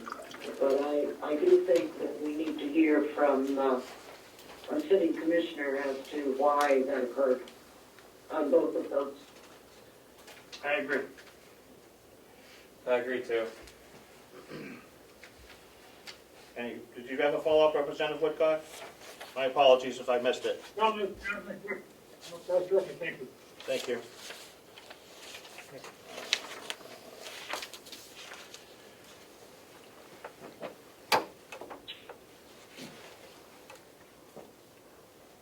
Mr. Chair, do you need an active motion for that? Mr. Chair, you're doing it by protocol. I'll just do it by consensus for right now. Do we have Mount Washington Valley Recovery in-house? I'm here. Could you identify yourself? Yes, I'm Janice Spinney. I'm the president of MWV Sports Recovery. Thank you. So we are asking for level funding, $5,000. We have asked for this amount for the last 3 years. This would be our 3rd year asking. We're a similar organization to White Horse Recovery, but we strictly do peer support recovery services. We do not do treatment. We provide substance use referral for individuals and families. We provide coaches, avenues of detox or treatment inpatient. So if someone comes in, we will ask them which way they want to go and we'll get them there. We are also involved with White Horse.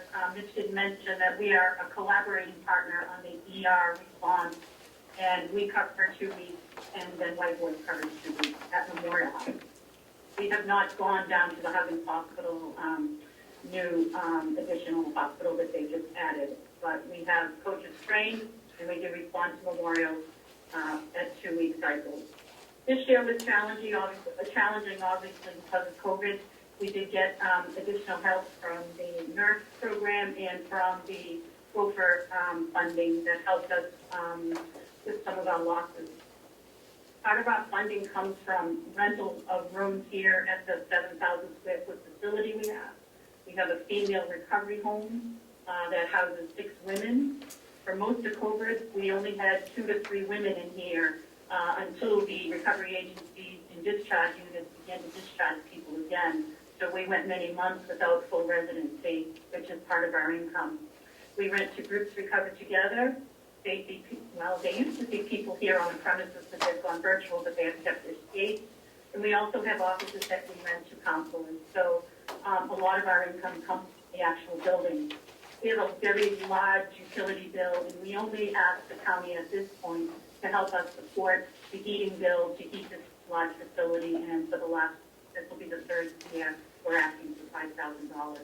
I will mention that along with White Horse, we will be entering into some community training with IDN funds that were left over, and United Way will be the facilitating organization for those funds for both our organizations, so that we can train first responders to be more sensitive to on-call with overdoses, families, and just basic retraining on how to be empathetic. Our organization is an all-paths to recovery organization, so we do provide harm reduction services. We provide clean syringes to people in the community, and what they call a fix, we will provide bags so that they can have the opportunity to have clean devices to use. But we also have MOUs with White Mountain Community Health Center and Saco River to refer people who may be exposed to HIV or hepatitis B for testing and treatment. So we refer out for that as well, and we have those MOUs in place already. We do have one property on the premises that in 2021 we hope to convert to either transitional living or male housing. Nutritional living would be something like the House Tyler Lane that's up north in Lancaster, I think it is. And we're looking for opportunities to develop that. It's a very large Victorian house with many rooms that would be a great site to pass transitional housing or a meal-sober house. And that's on our strategic plan to look at for 2021, 22, once the current residents vacate that space. So again, we're just level funding for $5,000 right now to help us with the utility bill, which is usually the oil bill. Mr. Chairman? Thank you. Representative Woodcock. I'd like to make a motion for $5,000 as presented by the commissioners. Thank you. Second that. I'm gonna guess that was seconded by Representative Connect, because I heard a couple voices. I second it. McAleer. Thank you. Representative McAleer seconds. Any further discussion or questions for the presenter? Seeing none, call the roll. Representative Marsh. Vote yes. Representative DeShays, yes. Representative Bucco. Yes. Representative Cordelli. Yes. Representative Crawford is absent. Representative Nelson. Here. Representative Knark. Yes. Representative Burrows. Yes. Representative McDonald. Yes. Representative Woodcock. Yes. Representative McConkey. Yes. Representative Umberger. Yes. Representative McAleer. Yes. Representative Smith. Yes. Representative Avalani. Yes. Passes 14-0, unanimous. Thank you. Thank you so very much. Thank you. Do we have N 68 Hours of Hunger in the audience? I think I saw. Yeah, you have three of us. Fantastic. And I apologize for not understanding Zoom. I'm learning. My apologies. I'm Eileen Levitt. I'm one of the directors, along with Jan Brooks and Carroll Simpson. And we so appreciate the opportunity to present to you today. We want to let you know that the fact that we were not at the Budget Committee hearing to explain our budget was not apathy on our part, but really a series of misunderstandings and miscommunications. The three of us have taken over the directorship of N68. It's been in existence for 7 years. We've been involved in the last 3 and have been working hard to find funding and ways to meet the increasing needs of hungry children. So on that vein, in the fall of 2019, one of the county commissioners suggested that we approach the county for funding, and we filled out the application on December 10th of 2019. Carol and I went and presented to the budget hearing, and we were turned down. But then in September of 2020, we were notified that if we wanted our monies, we would have to send a letter. We were delighted to know that there was money, and so we did send a letter, and at the same time, we were notified that we needed to get our application in for the upcoming year. We did that as well, and we're not quite sure whether we made the deadline or not. We were unaware of the budget hearing for the commissioners, and therefore were unable to be there to explain our needs. So we very much appreciate the opportunity to explain ourselves to you today. Jan? I too would like to thank you for including us in your meeting. You see me? Mm-hmm. Our mission is to put nourishing food in the hands of children in the Government Wentworth School District from pre-K through grade 6 in Wolfboro, Tuftonboro, Ossipee, Middleton, and Effingham communities, the Ossipee Head Start, and the Wolfboro Children's Center. who experienced hunger for approximately 6 hours that occurred between school on Friday afternoon and Monday morning. The area that we're covering is just about 60-plus miles from New Durham up through Effingham. We are 1 out of 34 chapters in New Hampshire. We're 1 out of 46 across 7 states. We are currently serving 185 students, and our last application, we were at 130. We work closely with the school counselors, the principals, and the school nurses to identify the population of students. They're confidential, so we do not know the names of the children. But because we work closely with the school staff, we're able to get our numbers and the needs. We keep contact with a homeschool liaison to know if there are increasing needs, whether it be food or whatever they may need at home. Our funding is 100% donations and fundraising, and all of it goes for purchasing food. We can't purchase anything else beyond the food for our using our money except for bins and shelving for our site.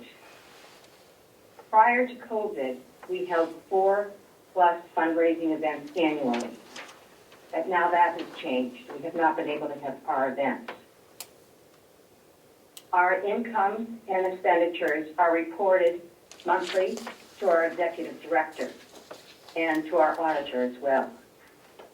Our program, as I mentioned earlier, is 100% volunteers. Prior to COVID, we had 45 volunteers. Now we have 22. And the reason being is because when we're packing food, it's a small area, we can only have 2 people together. We wear gloves and masks, and we pack the food each week. We have 2 pairs of people that work together weekly to pack the food. As Eileen mentioned, there are 3 program coordinators. We oversee publicity, fundraising, the financing, and the food program.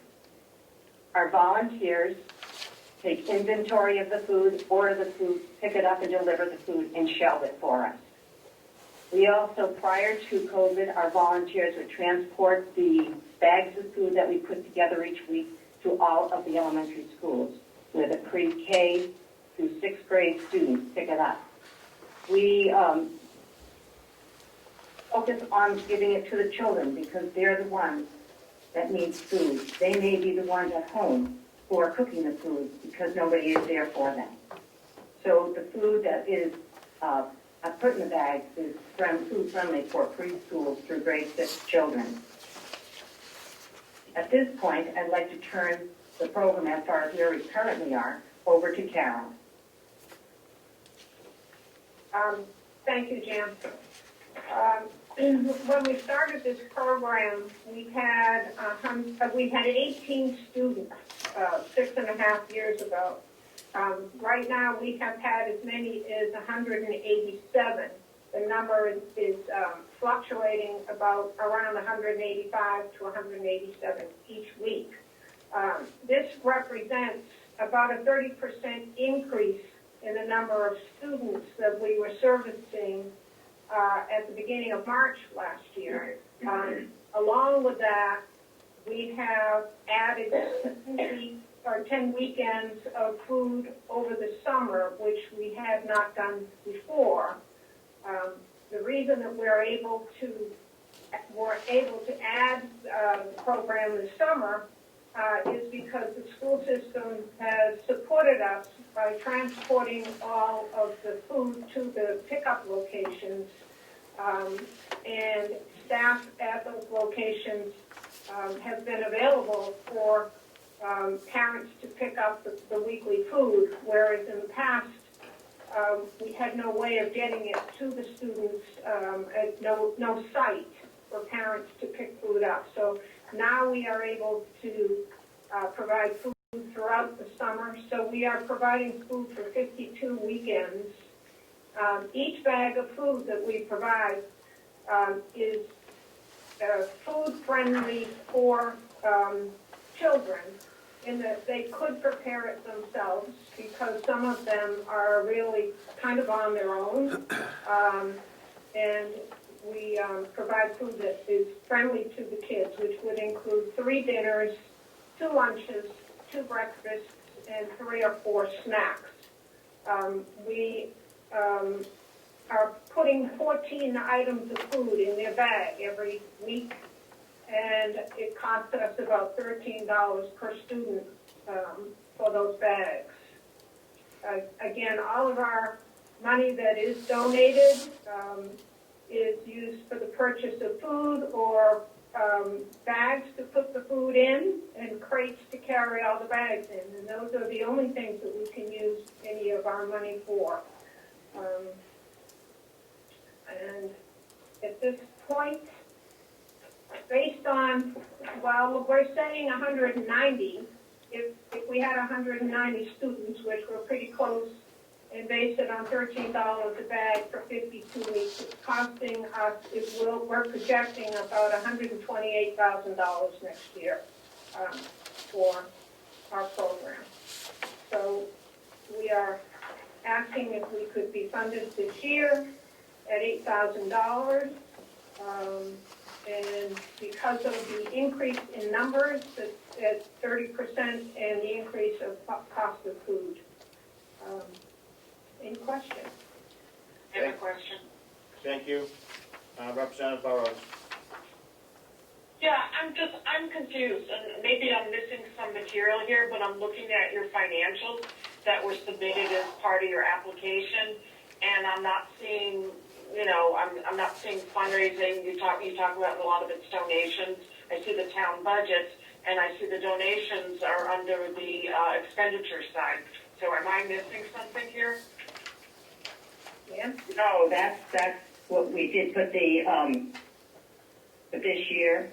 The current year, we put the donations for the utilities. We were at Huggins Hospital. We didn't have any cost for rent. And for our supplies, we had put that in.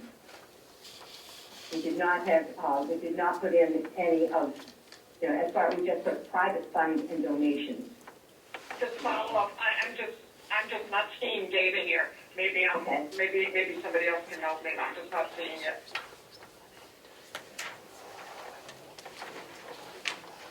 I'm not sure what we have.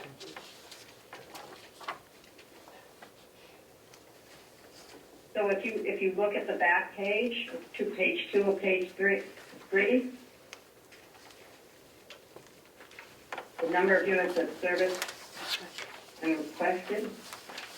Yeah, I'm looking at the first page where everything is pretty much zero or blank. So maybe you can explain to me, where should we put that fundraising? Because we just felt that there really was not a place for individual fundraising, except for funding sources, and we just said private funds and donations. Do you want the exact amounts there? I'm not sure. Well, I don't want to speak for folks who put the sheet together, but the other groups that we've talked to today, the fundraising was on the first page, and it was not reported under expenditures. So I just find it a little confusing, and I want to emphasize, I really think you guys are doing a great job, and I think you're doing important work, but I'm just not seeing the numbers, that's all. No, I fully understand, and it's good to talk with you to find out how you want it clarified. So when we put it together in the future, we'll have it the way that you want it. As you know, with any kind of a nonprofit organization, and in particular this year, you've heard it over and over from the different organizations, the amount of money that we get from fundraisers or from personal donations changes, and it's been significant this year with COVID. But we could definitely put in what we had last year if you'd like that information. I think it would be helpful. Okay. Chairman?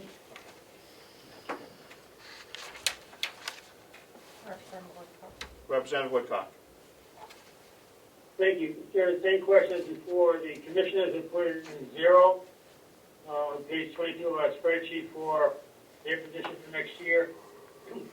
I know there was a question last year, Representative McDonald answered it. It was solved. I don't know why, when he left, I don't know why there's zero by the commissioner's proposal. So I don't know what we'd be working on. Well, it'll be our proposal that's coming forward. Representative Deshays.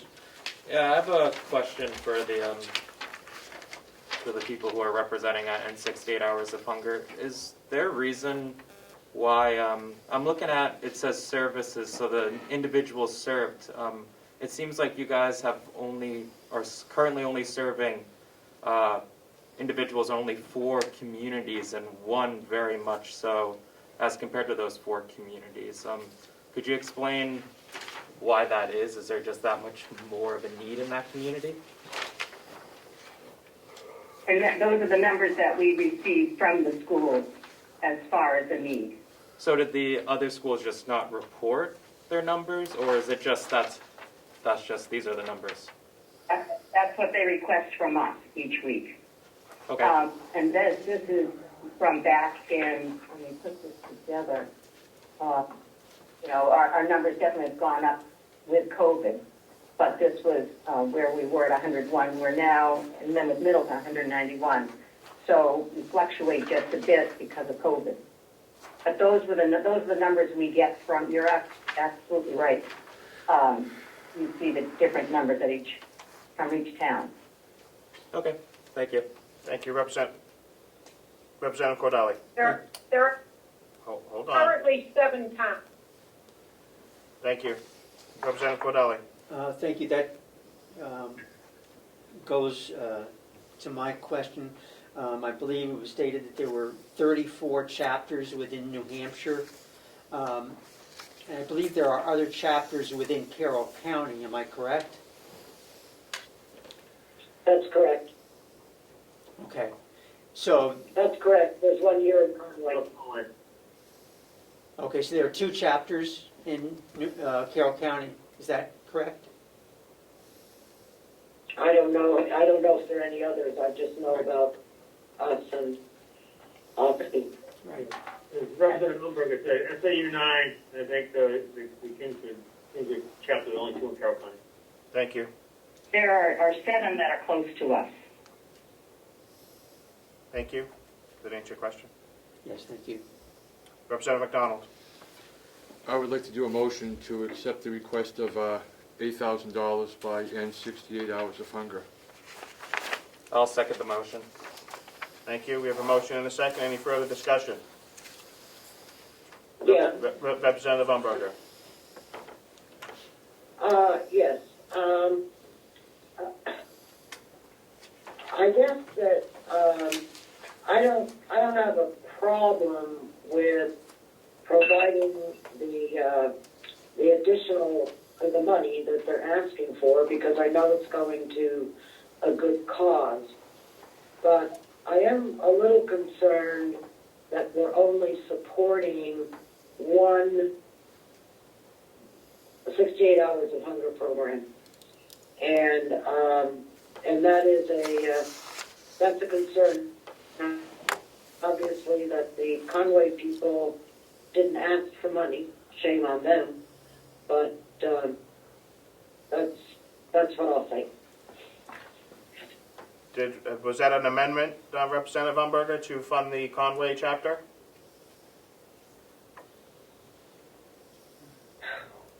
Well, can I do that?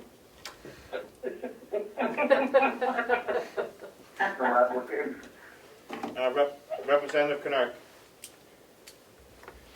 Yes, I would just like to second what Representative Umberger said. I think it is inappropriate for us to just support a program which is good in just one part of the county.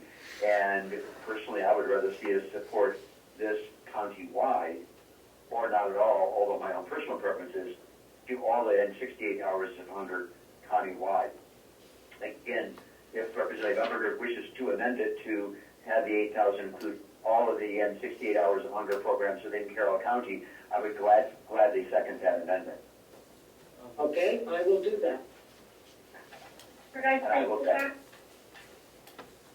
Could I speak to that? No application. Yeah.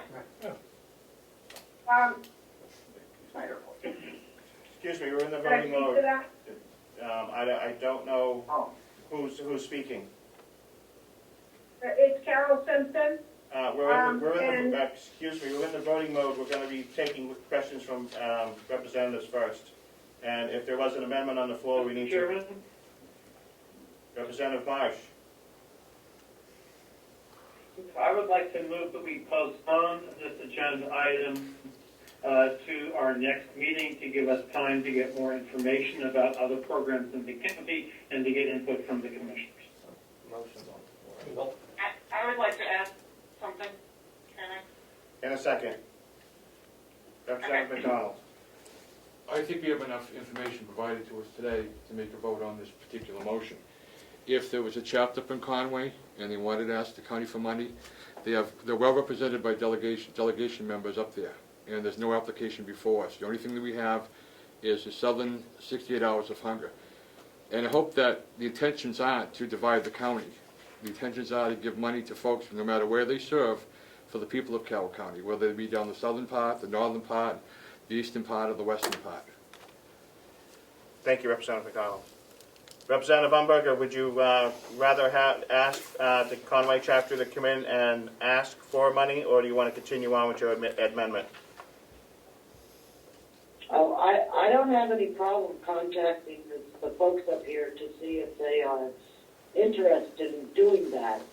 I mean, I can do that, not today, but tomorrow, and, you know, see what their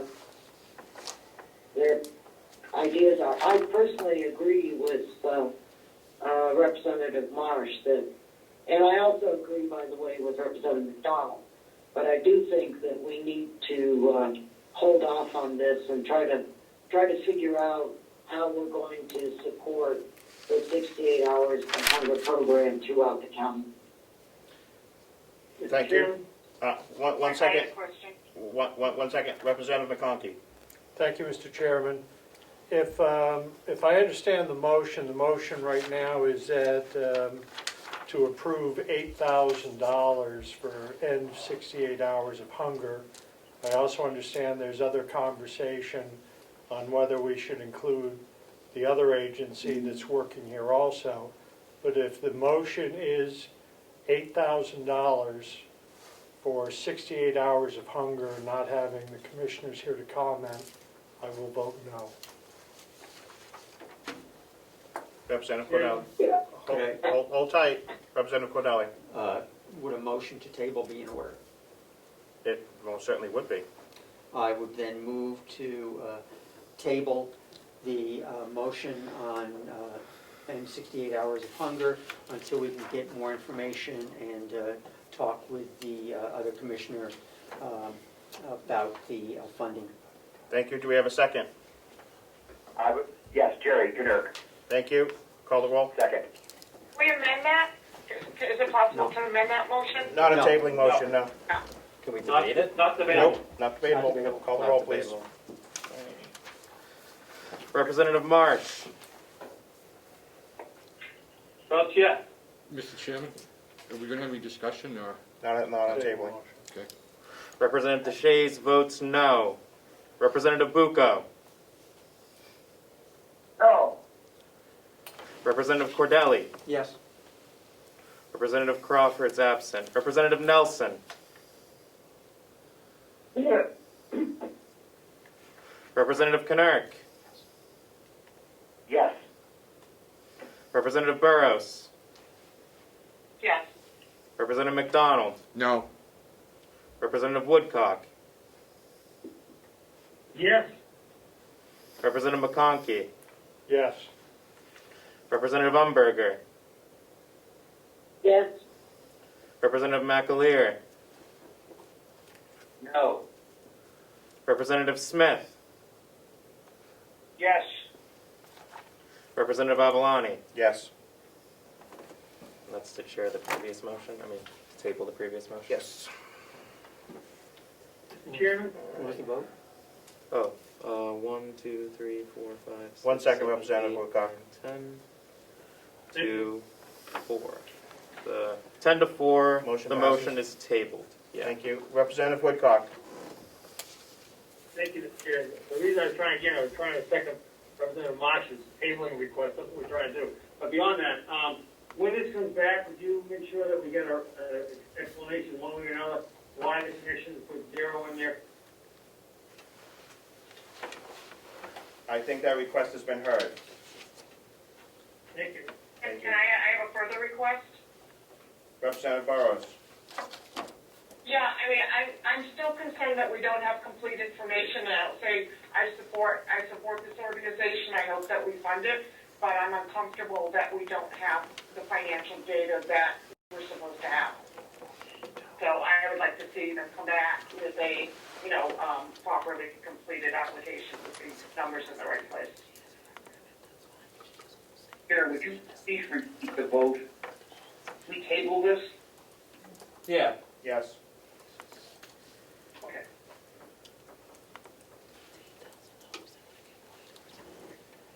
Do we have I have a question. Representative McConnell? Just so we're clear, it's clear in my mind, we've tabled this, and now we're going to invite the 68 Hours of Hunger to submit an application for funding. Is that what we're waiting on also? Well, I guess we're going to be waiting on the northern chapter as well. Okay. So am I free to go to other organizations in my area that need funding that maybe missed the deadline to have them be able to apply for funding also? It's within your purview. Okay. They have to go before the commissioners first, not come here.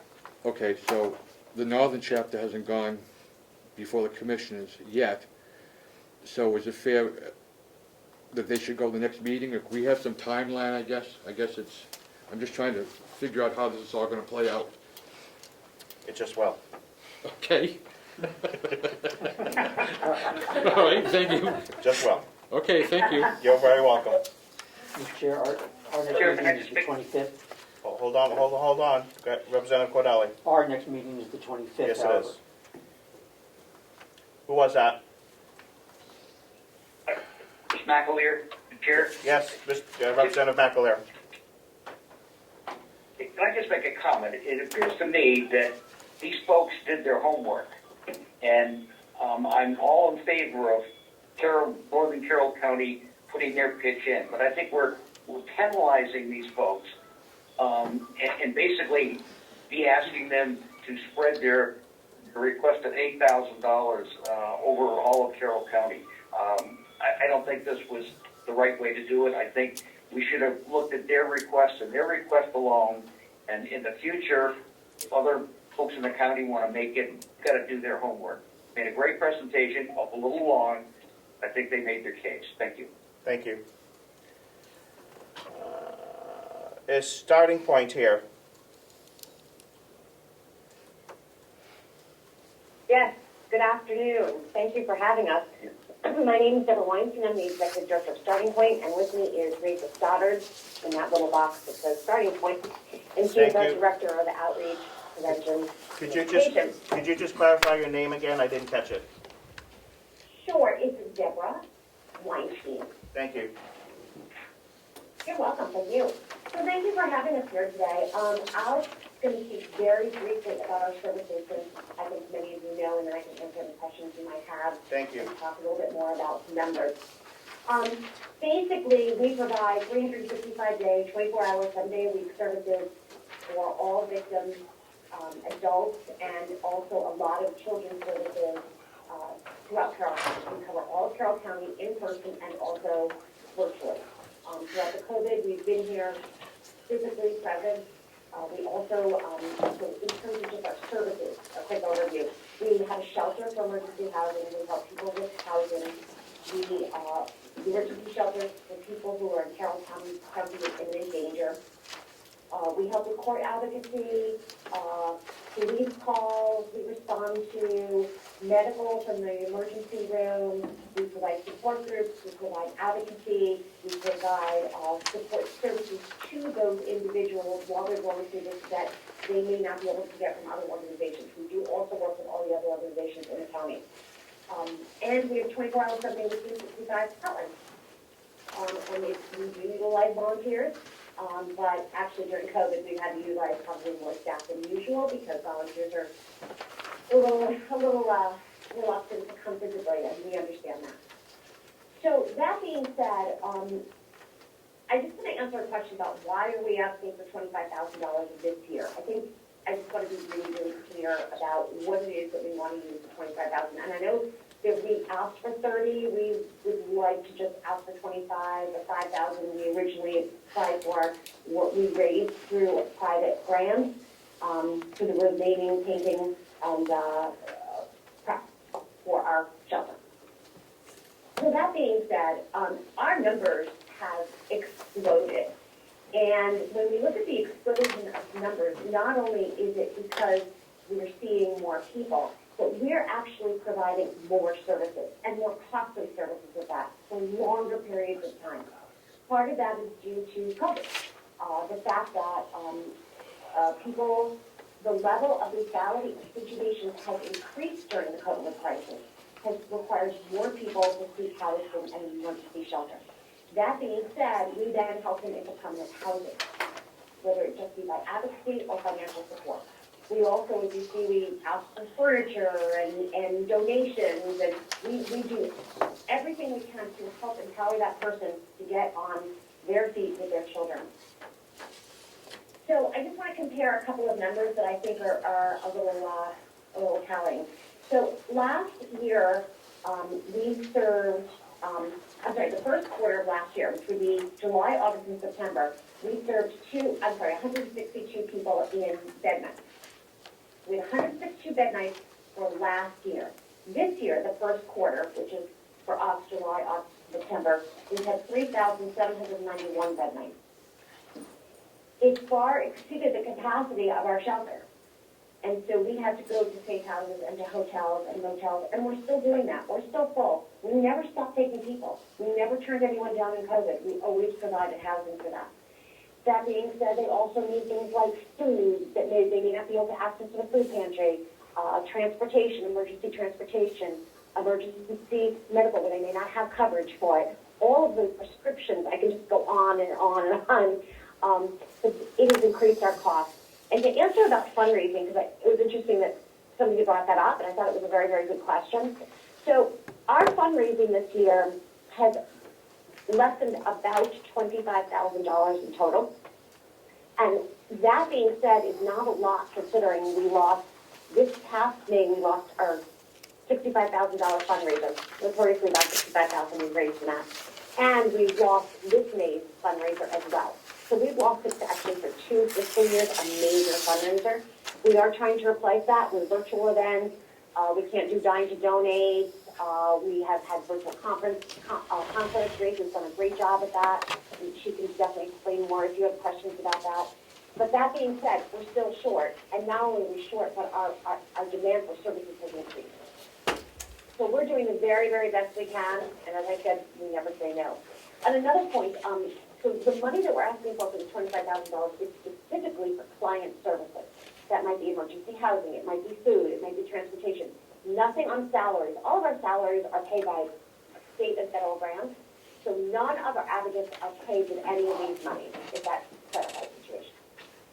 I hope you'll consider it. We desperately need it. Thank you. Raisa, do you have anything to add to that?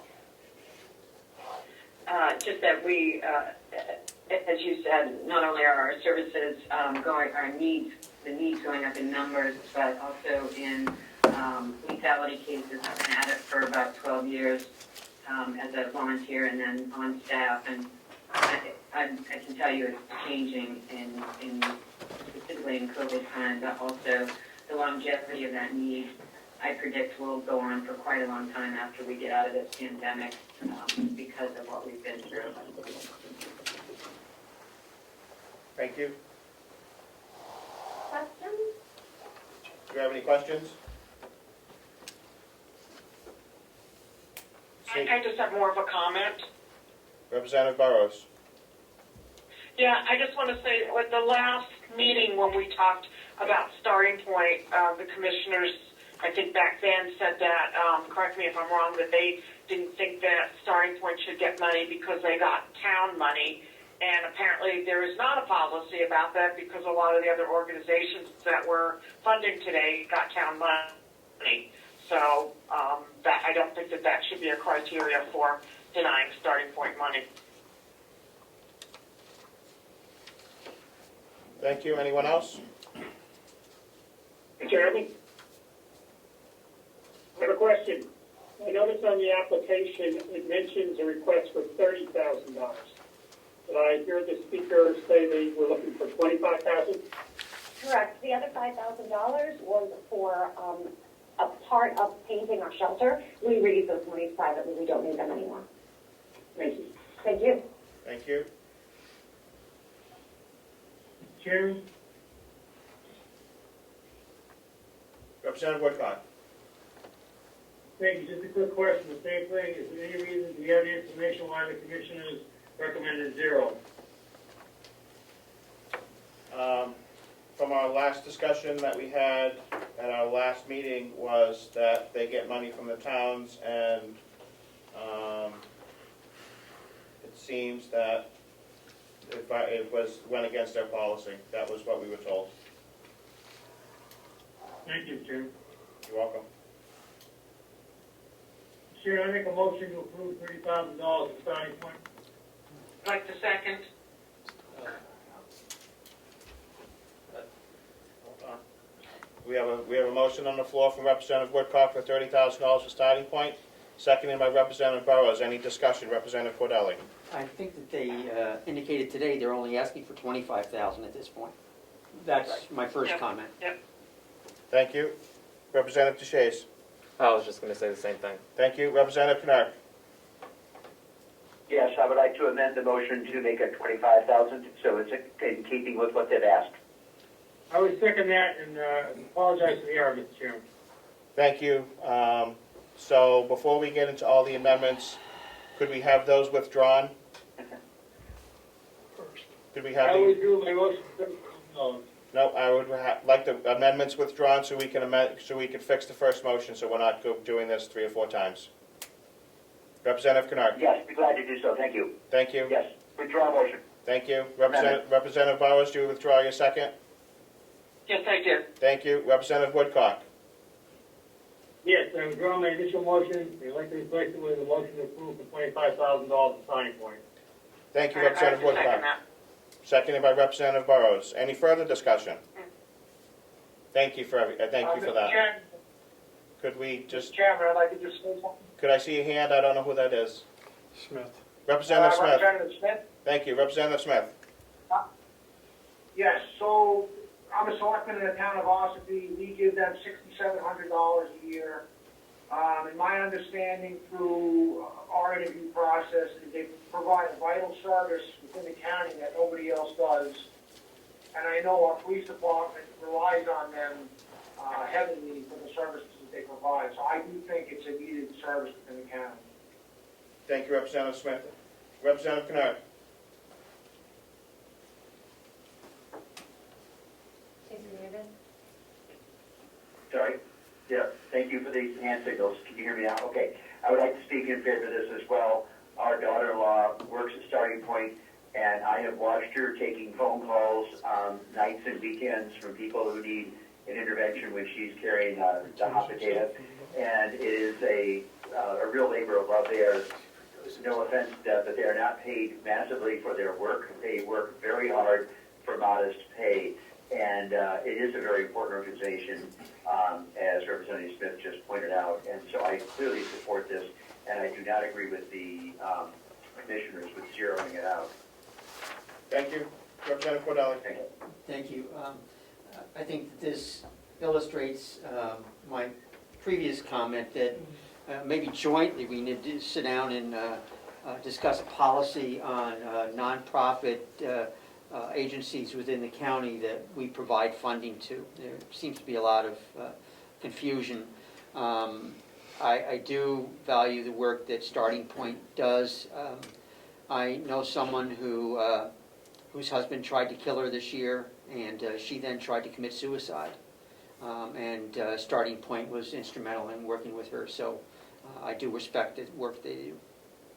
Thank you. Any further questions or comments?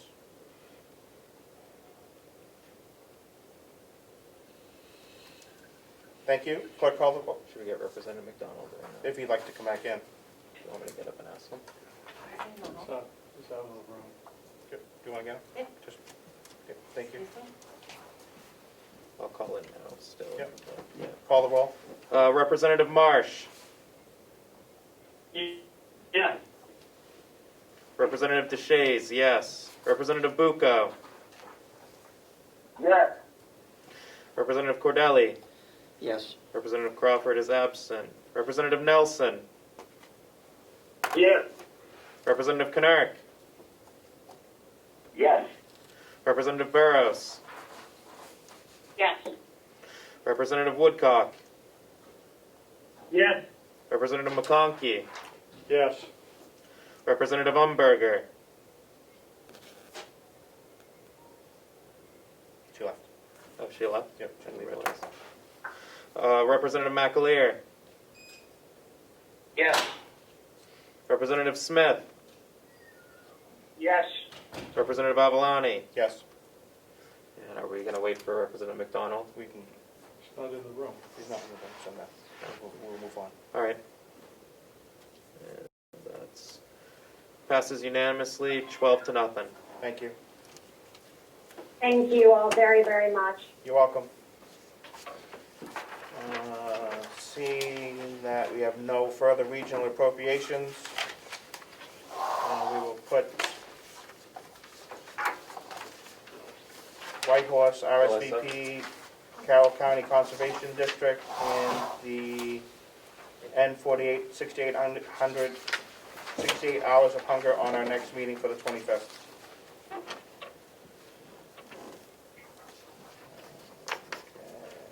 We have Human Services BEAS.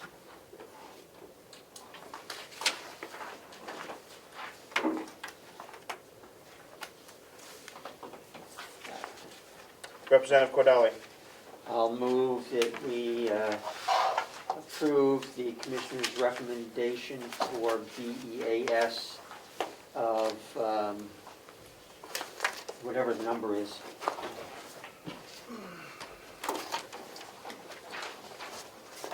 Well, I would like to accept that. Mr. Chairman, if I can speak to that? I would like to, do you have the number? I do. So at the time of the Commissioner's proposal, we did not have the number from the state yet, so they used 5.5 million as a placeholder. Since then, the number coming in from the state is $5,359,689, some $140,000 less than what was the placeholder. So that number again, $5,359,689. Is that your motion, Representative Cordelli? That is my motion. Do we have a second? Second. McConkey already seconded. Thank you, Representative McConkey.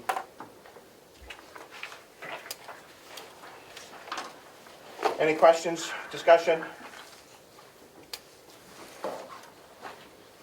Thank you, call the roll. Representative Marsh, Yes. Representative DeShays votes yes. Representative Bucco, Yes. Representative Cordelli, Yes. Representative Crawford is absent. Representative Nelson, Yes. Representative Knark, Yes. Representative Burrows, Yes. Representative McDonald, Yes. Representative Woodcock, Yes. Representative McConkey, Yes. Representative Umberger, She's left. oh, she left. Representative McAleer, Yes. Representative Smith, Yes. Representative Avalani. Yes. Motion passes 13-0. Unanimous. Thank you. Is the registrar here? Yes, Thank you. Would you like to present your budget? yes. Thank you. I have a short statement to make, and then we'll be glad to answer any questions. Fantastic. Good afternoon, representatives, commissioners, and all the others attending via Zoom. Speak up. I would like to thank Representative Umberger for remembering Ann Ayton. She was a friend, passed away on Saturday, the former register. And she was a very dedicated public servant. She went out of her way to help and serve all her constituents. May she rest in peace. So on to the 2021 Registry of Deeds budget.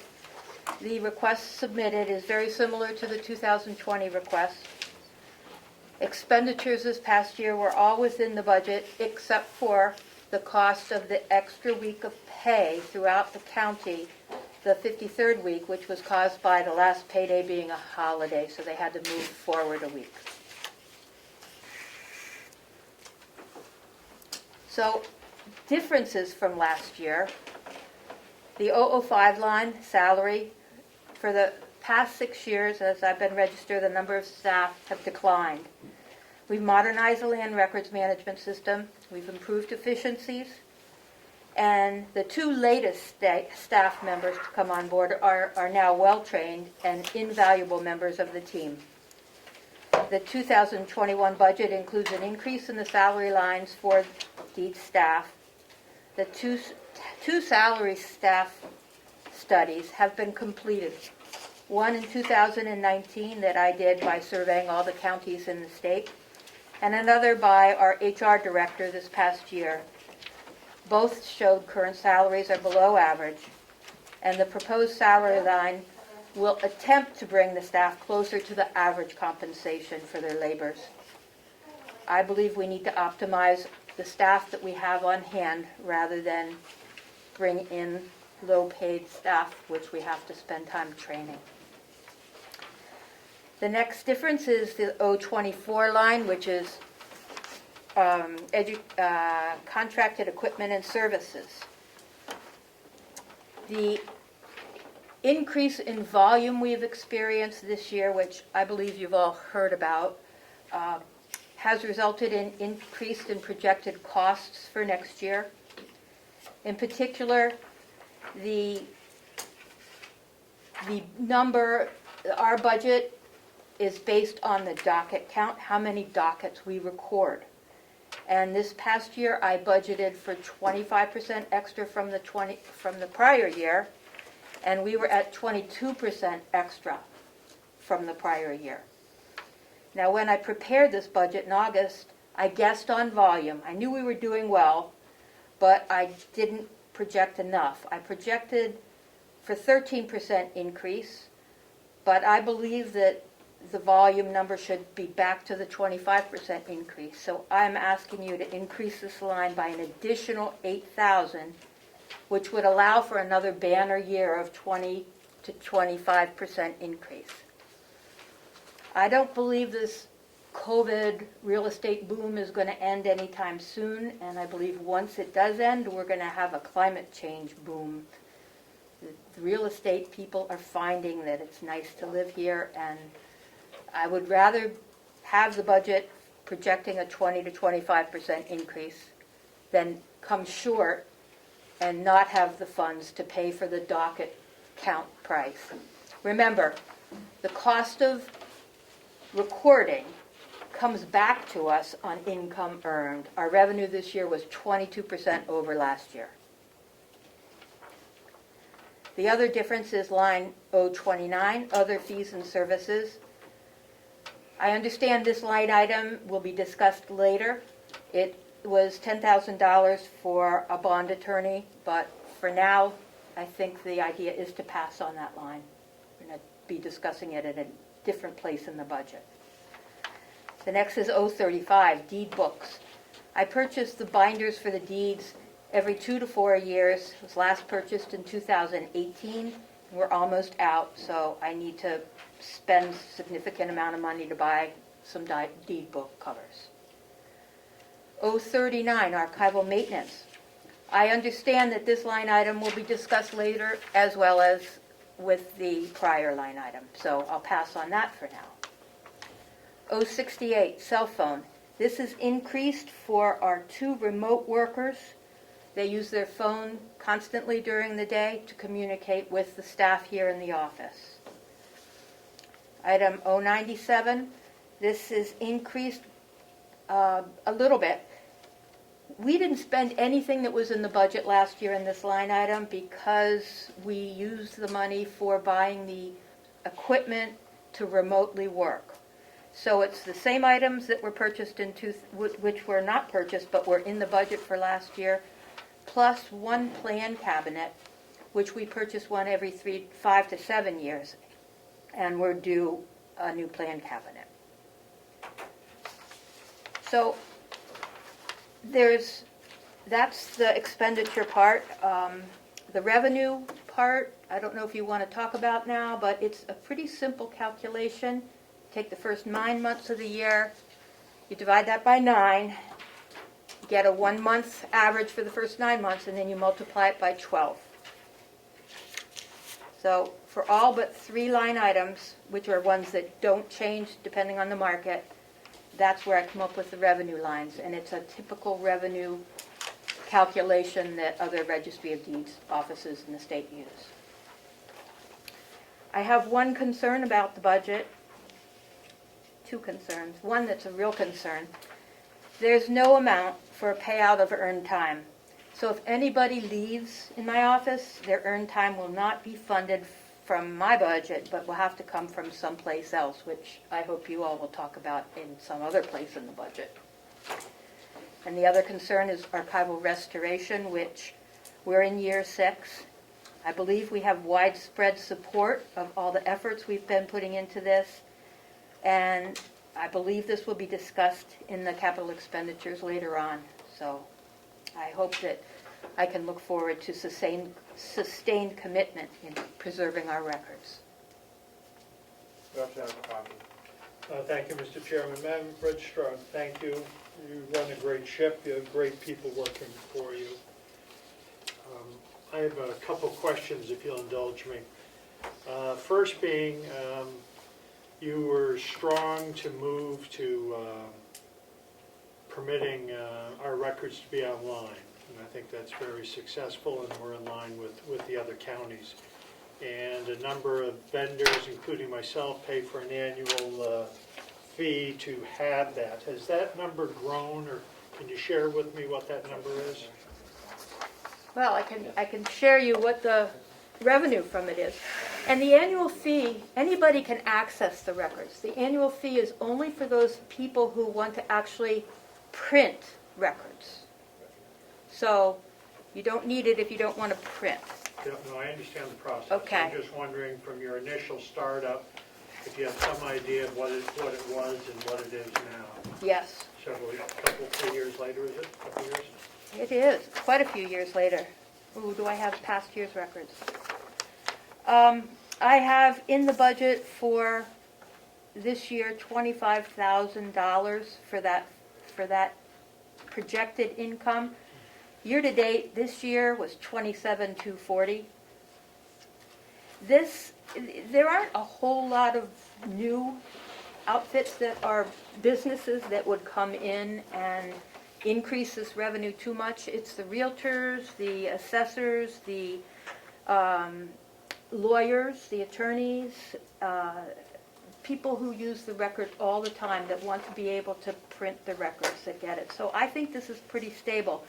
Last year it was in the budget for, I believe, 24, and this year it's in for 25. Okay, if I could follow up? Yeah. So,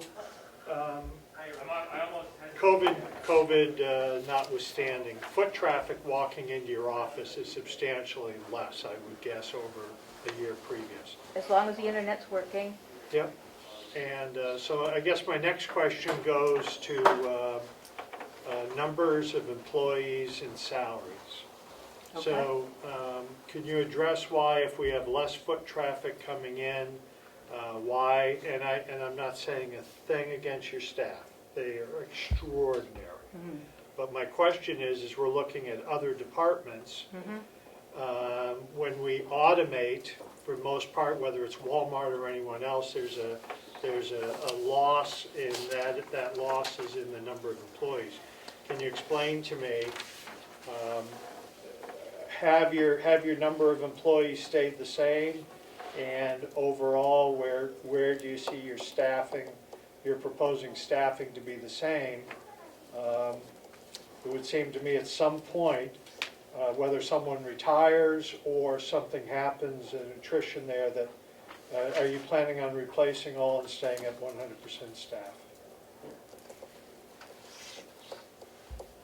At the moment, if we can get through this coming year at the current level, I think we will be very fortunate for a number of reasons.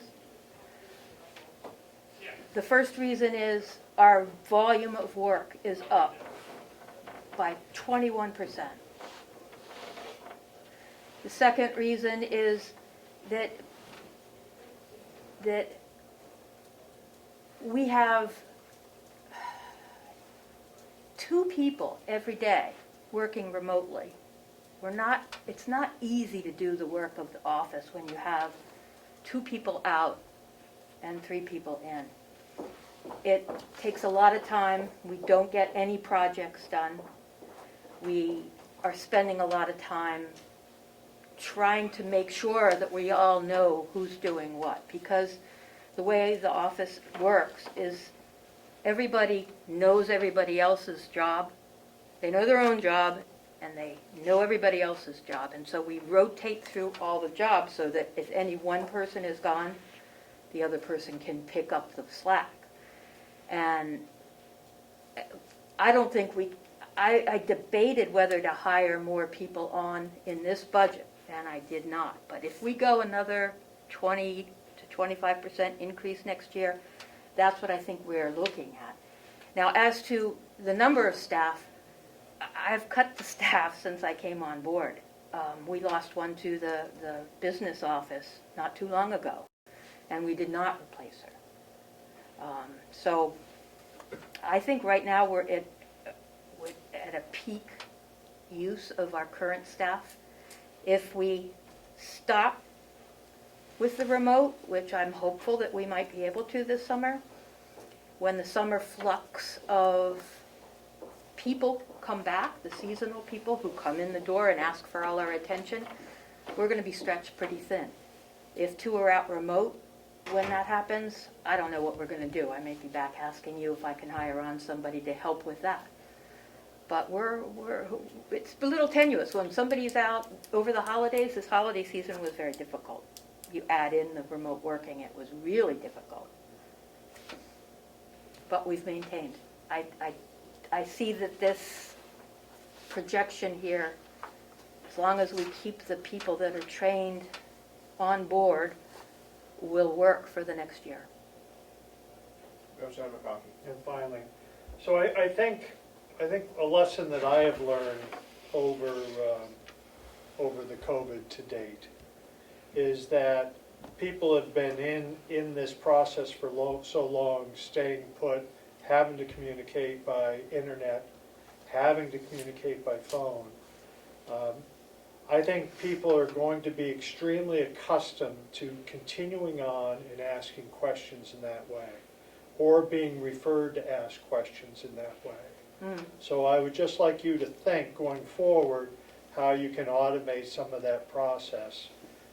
We still want our residents to get a high quality of service, but I think the world has changed to a point that quite a bit of that now can be handled without having to stand there and take questions directly.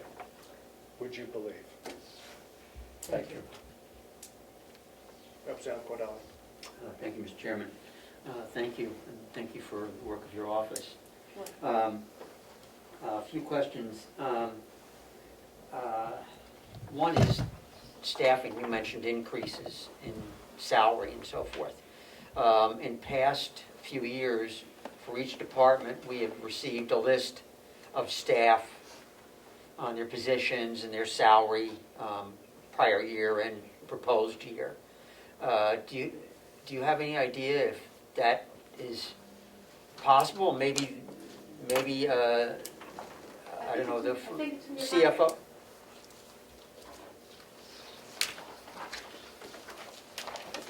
Oh, I do see it here. You have a personnel registry in yours. Yeah. Yep. Okay, thank you. Follow Of course. up? 2 remote workers.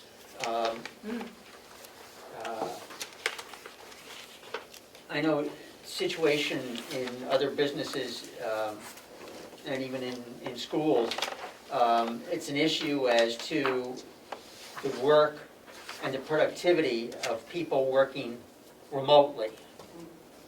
Do you have a way to ascertain their productivity so that we know that they are doing the work that they are hired for?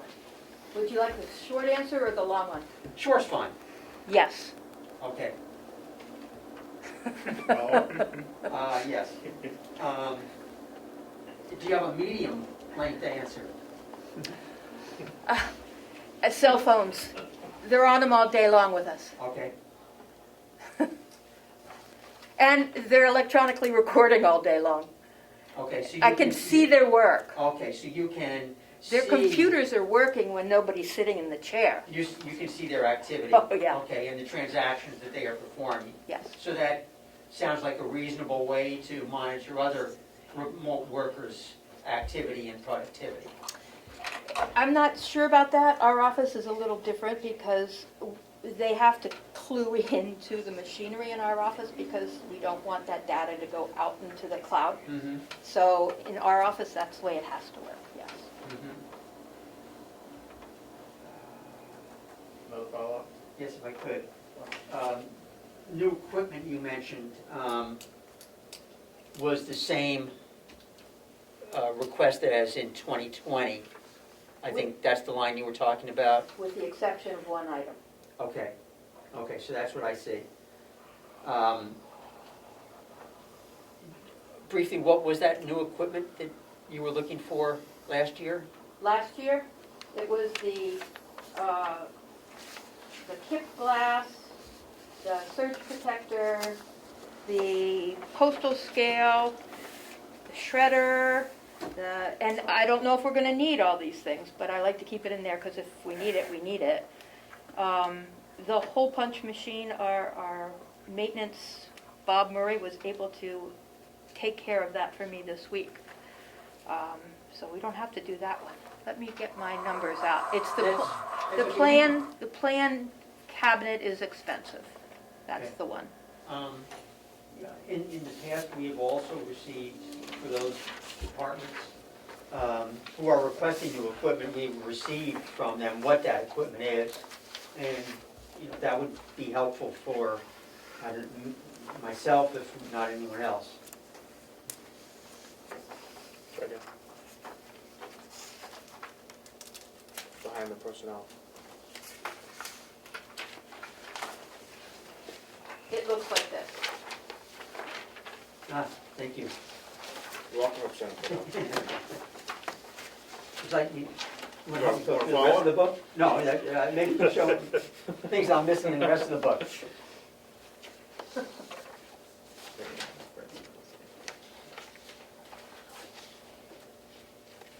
Anyone else have any questions for the registrar? They look frozen. Yes, they do. Chairman, No? Representative Woodcock. Yep, yes, sir. I have two before we move on. That at one point, the registrar did indicate that we're going to come back and talk about 20.029 and also 039. So are we going to do that? We're going to discuss that in a different section of the budget. Okay, thank you. You're welcome. Any further questions for the registrar?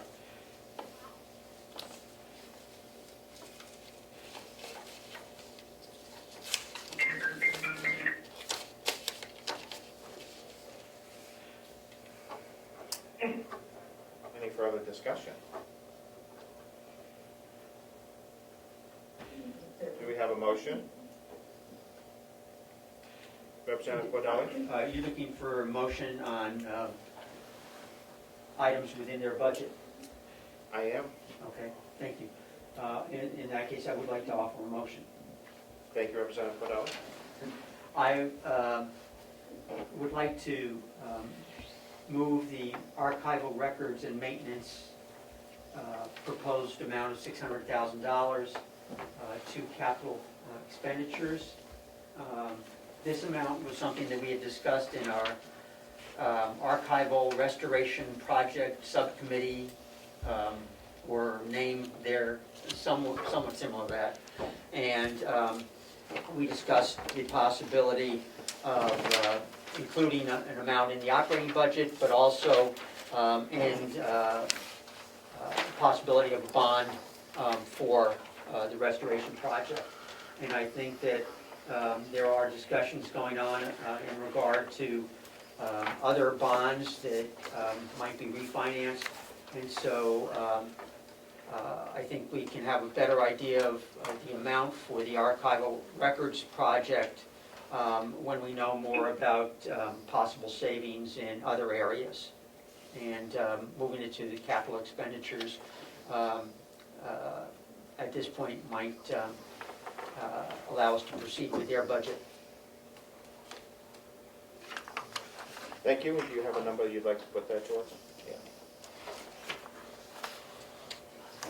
Since under capital expenditures, there is not a line for that to go to. Yeah.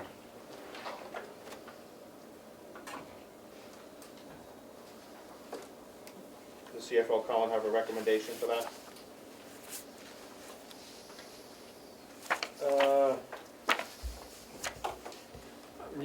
You could add to 089 at this point, which is admin building. She lives in the admin building. I do. Okay. 089. Correct, 089. Thank you. Do we have a second? Representative McConkey. Thank you. I'm sorry, I could not hear what was just said about moving something. Could you please clarify what we're moving to where? Sure. We're moving out of the Registry of Deeds budget the $600,000 for archival maintenance, 039, to 9,400 capital expenditures, line 089 administration building. We'll now have that, so we can discuss that when we have our capital expenditures.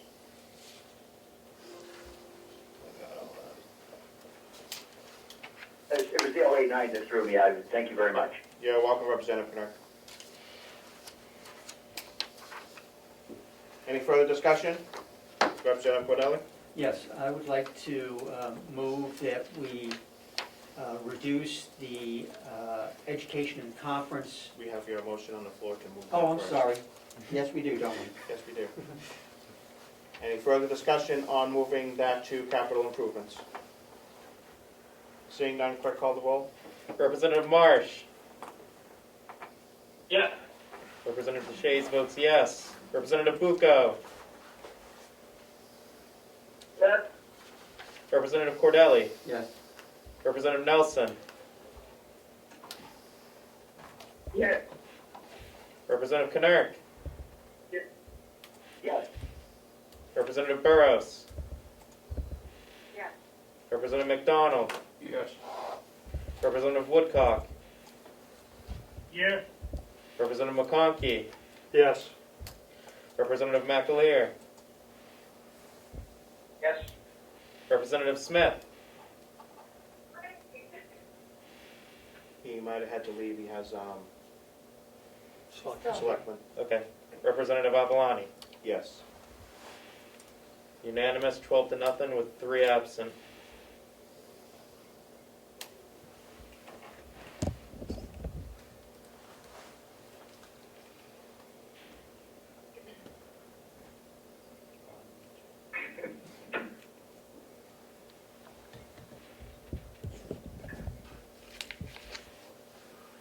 Quorum? Oh, we have a quorum. Okay.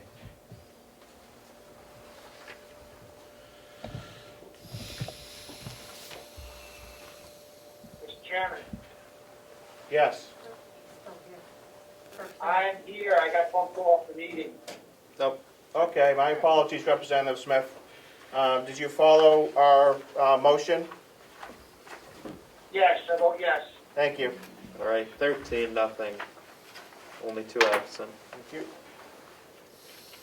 Representative Smith, are you on a hard stop at some point? No, I can stay till the end. We canceled our selectmen meeting today.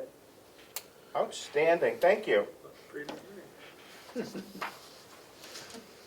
right, do we have a further motion, Representative Cordelli? I didn't mean to cut you off earlier. That's okay. Thank you. I would like to move that the 017 Education and Conference line be reduced by $1,500.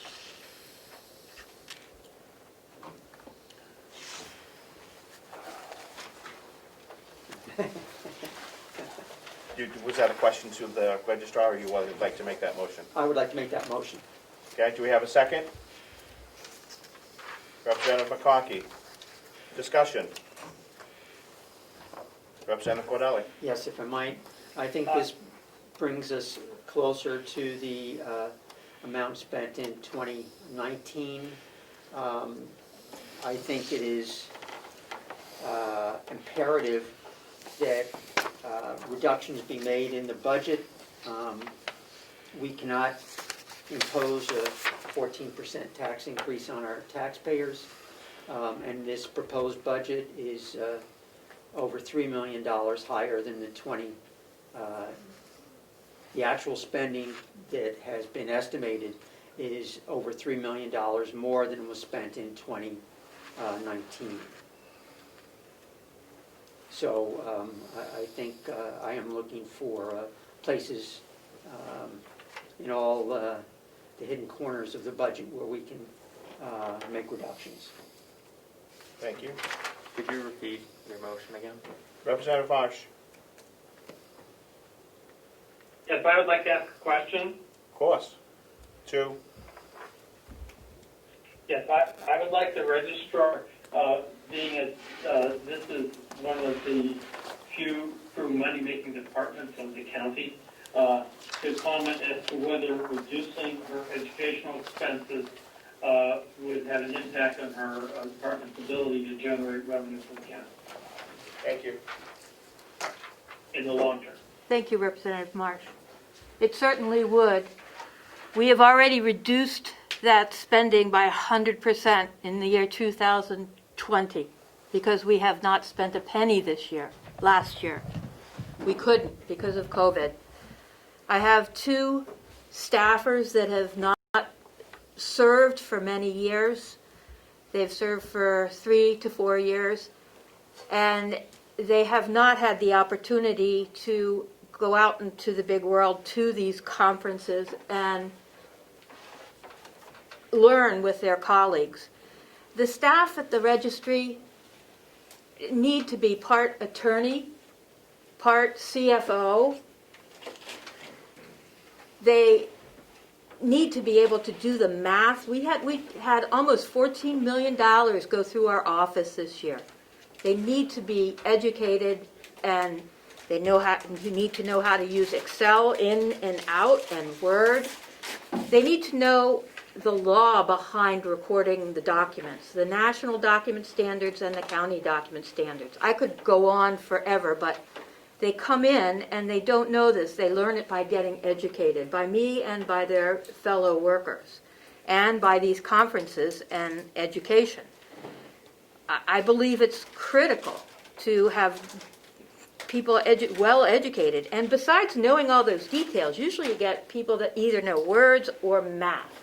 They're asked to do everything, and they're asked to be nice and helpful to customers. And this is the budget that is there for them. We didn't spend a penny last year. We moved some of that money so that we could buy the equipment that we needed for the remote workers, but we didn't spend anything on education, nor conferences, nor travel. So I think it's timely to do some education as soon as we can. And Mr. Chairman, can I make a quick comment? Representative Marsh? Follow up?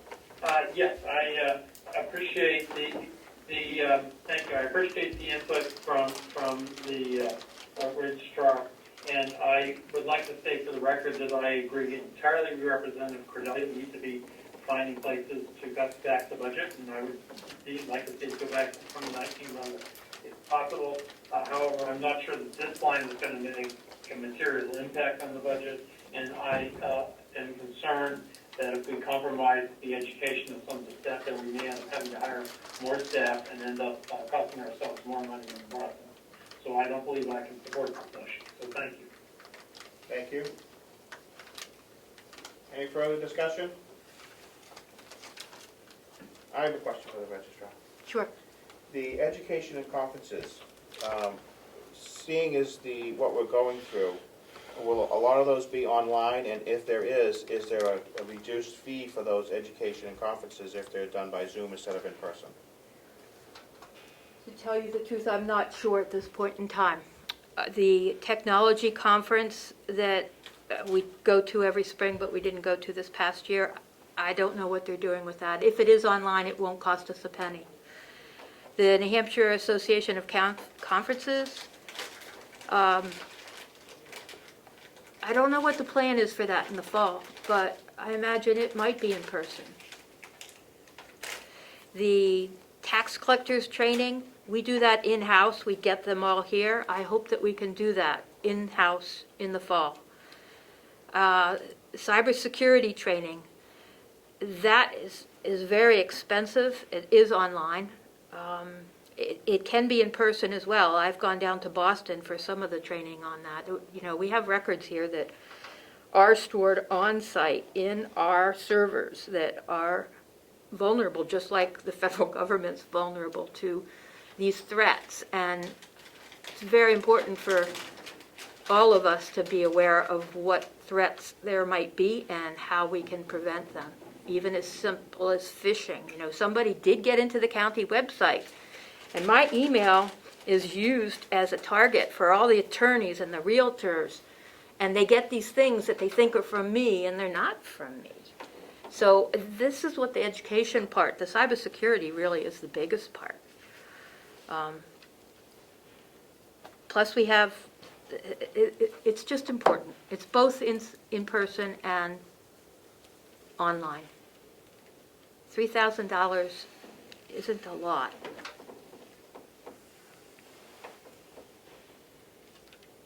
Representative McConkey. Thank you, Mr. Chairman. I believe Representative Cordelli's proposal was to half the $3,000 to $1,500. I'm one of the biggest supporters of education conferences. I go to national conferences every other year. In a budget of what appears to me to be $1 million, and asking for a request, the only one I'm hearing is so far is a $1,500 reduction. I love your department. I will support the motion. Representative Cordelli. Thank you. Just in relation to the New Hampshire Association of Counties, I have great reservations about their conferences and the history. I remember, was it 3 or 4 years ago, when we had 18 people from the county spend 3 days at the conference, closing down the business office so they can go to the conference up at one of the grand hotels in the White Mountains, with a number of people staying overnight there, even though they were, within an hour of home. And I remember earlier this past spring, comments. The conference was to be in Carroll County. And so there were comments made that the business office was going to have to close down for several days because they were going to be busy trying to get items donated for raffles for the conference. So, I'm going to be looking at the Association of Counties travel expenses throughout the budget. Thank you. Thank you, Representative. Any further discussion? Chairman, Mr. Chairman, Representative Nelson. Would it be appropriate, or how would I do it to cut that number of $1,500 in half? Cut the budget by $750, that line in. you could make that amendment to Representative Cordelli's motion for 1,500. I do make that amendment. Representative Nelson moves $750 reduction in that line instead of 1,500. Do I have a second? Second. Second, Representative McConkey. Any further discussion? Clerk, call the roll on the amendment. Chairman? Representative Woodcock. Thank you, shoot, I missed it, no, I'm sorry. Just a point of thinking. Irrespective of this particular education conference, besides those that are contractually required, we have every single department throughout the budget has education conference money in their budget. So I think whatever we're going to do, we need to think about it in a grander scheme than just one particular budget, $700. Because you have, unless it's contractually required, we've seen this over and over and over again, everyone. I just put it out there as a thought to people before they vote. The intent is to reduce all non-contractual education conferencing consistent across the board. That's one thing. But just to hit and miss doesn't make much sense to me. Thank you. Thank you. Any further discussion? Representative Cordelli. Thank you. In the past, we've been told that we have to go line item appropriation by line item appropriation. We can't make a global change of X% reduction to all conference lines.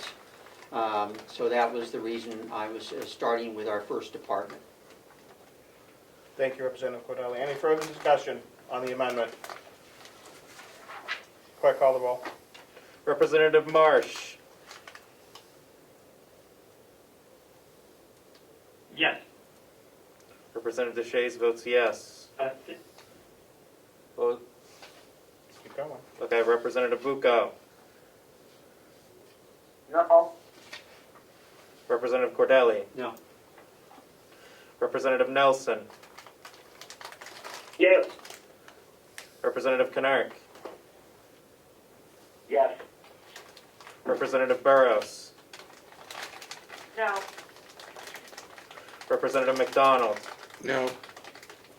Representative Woodcock. No. Representative McConkey. Yes. Representative McAleer. No. Representative Smith. Yes. Representative Avalani. Yes.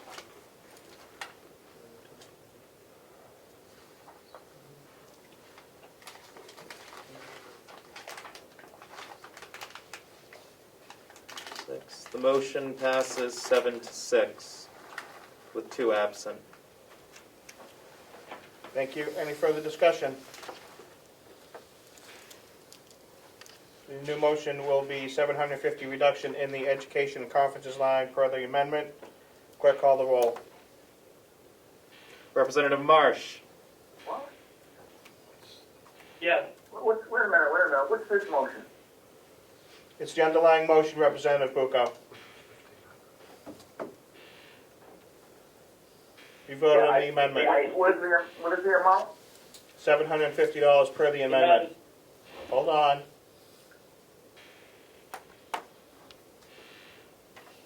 Per the amendment. Okay. Thank Go you. ahead, Mr. Chair. Representative Knark. Yes, I think there was some confusion perhaps by some people.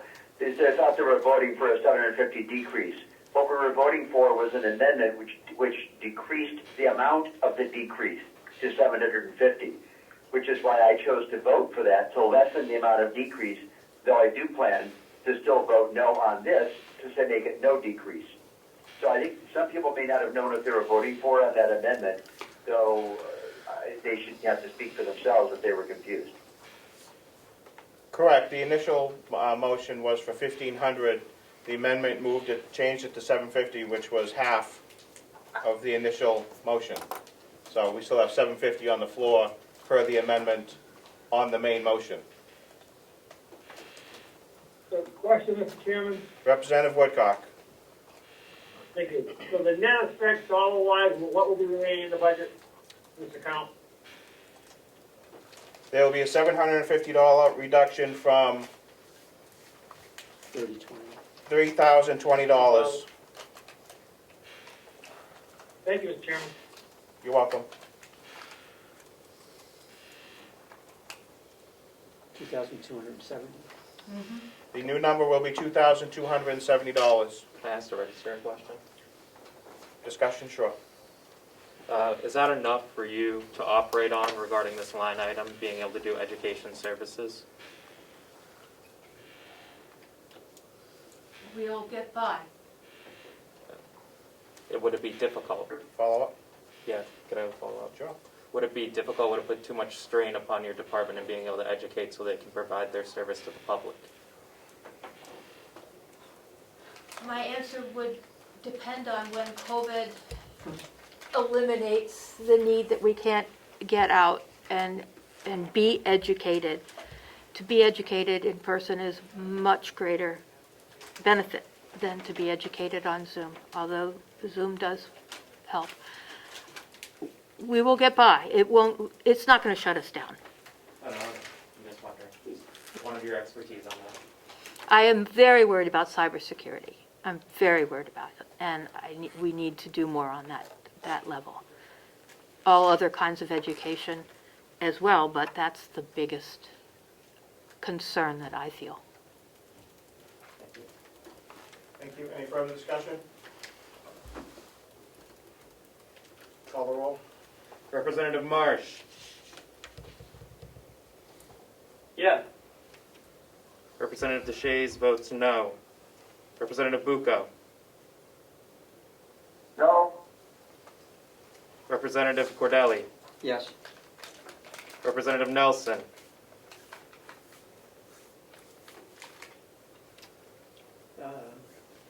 I think you're muted. Thank you. No. Representative Kennard. No. Representative Burrows. No. Representative McDonald. No. Representative Woodcock.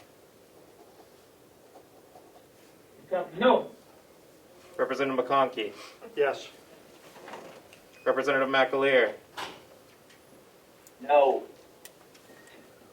Representative Smith. Yes. Representative Avalani. Yes. Whose phone is that?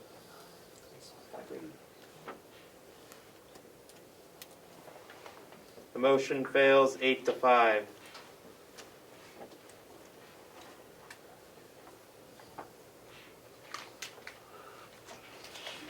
Anything else for the registrar?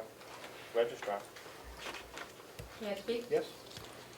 The line item, contracted equipment and services, as I explained, I increased it in August. I prepared it in August. It, I believe, is not going to be enough if we have the same rate of growth this coming year as we have last year. And I expect it to be the same. The real estate people and professionals expect it to remain the same. This year it was 22%. Currently in the budget, we won't make it with this amount of money, which means I'd have to come back to you for more money.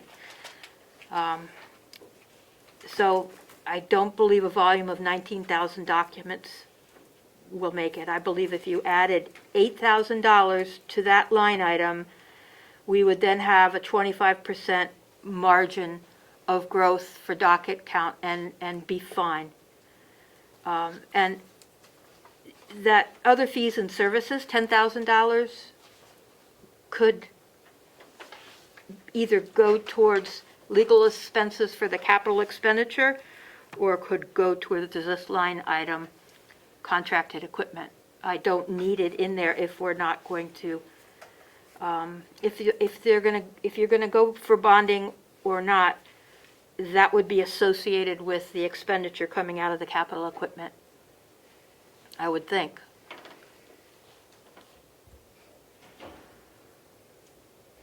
Representative DeShays. I motion that we move $8,000 from line .029 to line .024. Do we have a second?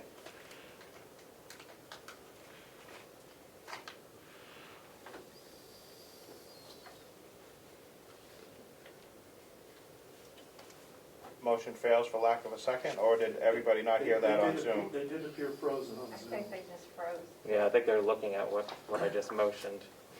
They're starting to come back into it. What we couldn't hear on Zoom was what the registrar said in response. Oh, She did. There was no response to the motion. There was just a motion by Representative DeShane to move $8,000 from 029 to 024. I need a second, or it's going to go die for lack of a second. No. Good.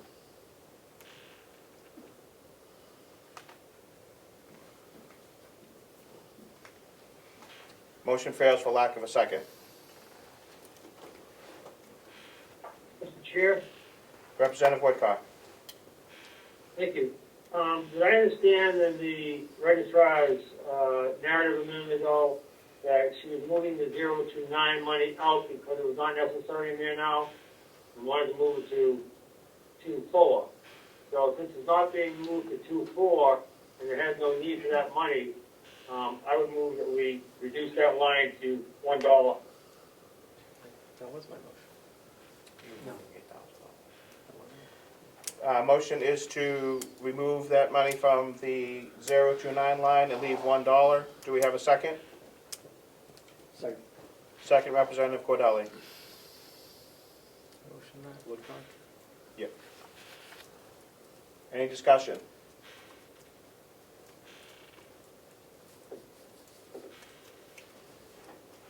Call the roll. Representative Marsh. Yes. Representative DeShays votes yes. Representative Bucco. No.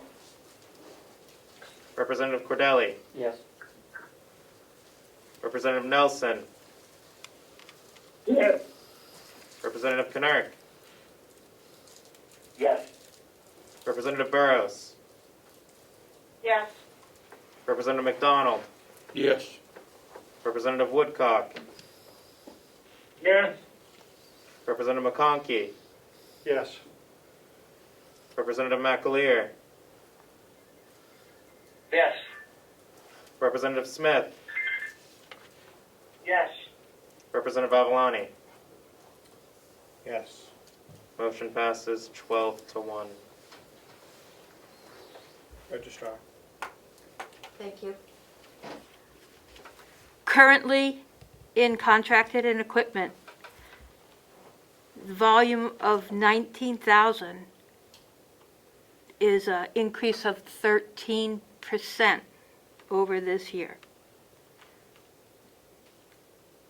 With projections on being that it's going to be the same kind of a year, I'll be back to talk to you in the summer for adding money to the budget if it's over 13% currently. If you're happy with that, just know it. But we'll have revenue to pay for it.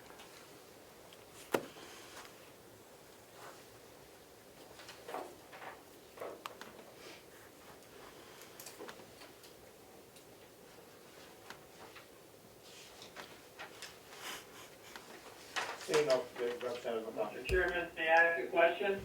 Representative McConkey was first, Representative Marsh. Do we have a new bottom line number on this so we can vote on this, Mr. Chairman? Is that your wish? I was going to head in that direction. Representative Marsh. Yes. First of all, I do have a bottom line number, which is currently $456,806. And my question is, I would like to know if we make simultaneous changes to the revenue budget and to line 24 at some time next summer. Would we be able to do that without being able to do a supplemental budget because we wouldn't need to go to the taxpayers? I'm unclear of your question, Representative Marsh. Are you saying that you, Right, the registrar said that if real estate continues to increase, as I suspect it will, due to the amount of money that's being pumped into our economy by the various people that are doing that, then she's going to need to come back to us for more money for line 24 in order to get through the year. But she said she would also have revenue to offset that expense. So my question is, would we be able to accomplish both tasks? That's going for a supplemental budget next summer, and I don't know the answer to the question.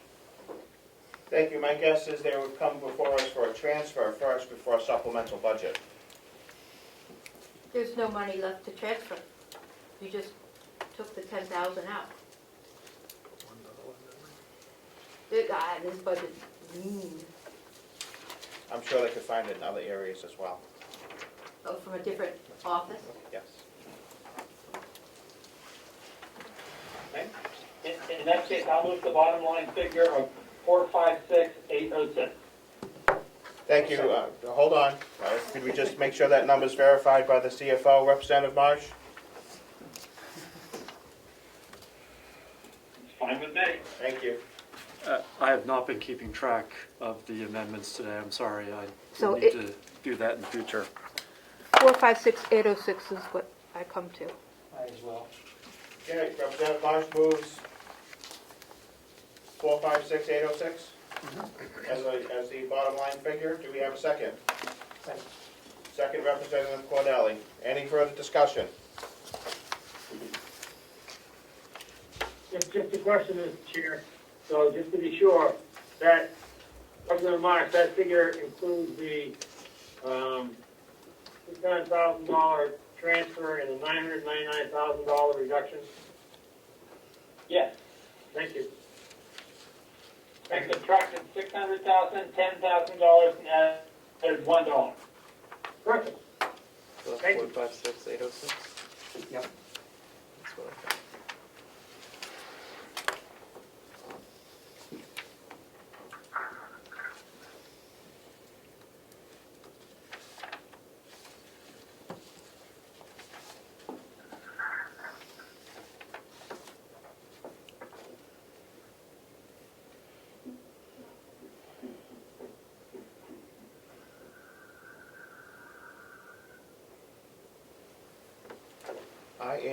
I have a question for the registrar. That would put you budget significantly less than the 2020 budget, and I'm not seeing where. That archival. Right, it was $100,000 in archival. Gotcha, thank you. Just want to make sure we had that right. Motion and a second, call the roll. Representative Marsh. Yes. Representative DeShays, yes. Representative Bucco. No. Representative Cordelli. Yes. Representative Crawford's absent. Representative Nelson. Yes. Representative Knark. Yes. Representative Burrows. Yes. Representative McDonald. Yes. Representative Woodcock. Yes. Representative McConkey. Yes. Representative Umberger is absent. Representative McAleer. Yes. Representative Smith. Yes. Representative Avalani. Yes. Motion passes 12-1.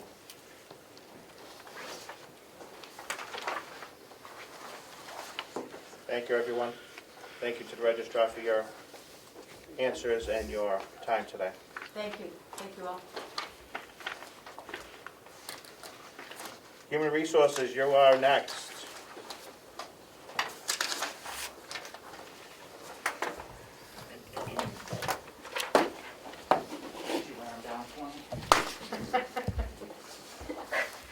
I don't think so. I think they're ready to go. Thank you all. Thank you, Lisa. Thank you. Registrar.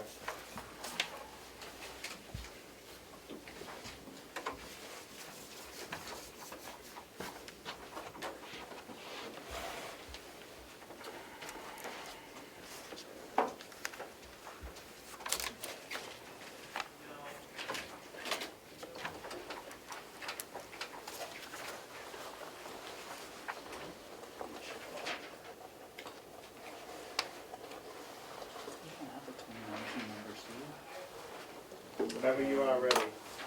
Yeah, I think I do. It's okay if you don't. Yes, I do. Good afternoon, members of the delegation. Thank you for having me here to present the human resources budget for 2021. The projected total, after going line by line, is $179,976.60. This plan nets an overall decrease of 3.6% versus last year. I'm fairly new to the county. I started back in July, and one of my goals was not only to bring some stability to the position for the department heads and the employees, but was also to look at the performance audit from 2018 and start tackling some of those issues. And maybe it was because I was new to the public sector, but like some of the members of the delegation, I'm not going to say like some of the members of the delegation, but I was uncomfortable jumping in and just spending some of the money right away that was budgeted for some of these projects. And so I wanted to be judicious in my own right as I looked at it. So one of the things I did right away was the wage analysis that the Register of Deeds noted during her presentation. That was budgeted for $15,000 this past year, and I was able to accomplish that on my own, saving that money for the taxpayers of the county. There's a couple other projects coming up that have some money, costs associated with it, that I also want to try to look at, not spending on. One was the formal classification and compensation plan for non-union employees. That's earmarked for $17,500. That's not in the budget, but I'm just saying, I think there's areas that we can save money, and I appreciate the point of view of some of the delegation members for cost cutting, and that's kind of how I looked at my whole budget for this year. I did go line by line, and I sent it to Melissa, and I don't know if you had a chance to look at it or not, and I'd be happy to go line by line with you, but I did try to be as judicious as possible. For example, I'm going to skip over education and conferences, but some areas like, my budget's not big compared to others, but postage, advertising, where I did try to cut back wherever we could. So I appreciate any questions that you may have, but I tried to be as responsible as possible in presenting this. Thank you. Any questions? Representative McDonald. Did you have the final total on your budget? I believe it's $179,976.60. I don't know if I have the right. Yeah, I've got a Commissioner 187. 477. Is that proposed? Is that with the change in recruitment and retention?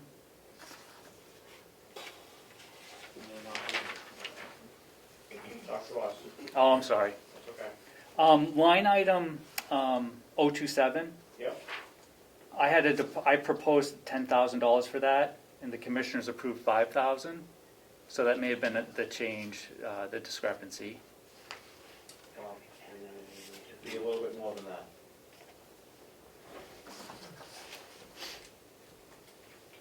Did you have a follow-up, Representative McDonald? Can you identify what else that was changed from what we have in our budget? Let's see. Salaries were changed from $138,985.60 to $132,021.60. Okay, we have a number that's close to that. And then that affected Social Security, retirement, and Medicare. Those changes. So Social Security should be $81.85. Medicare should be 1914.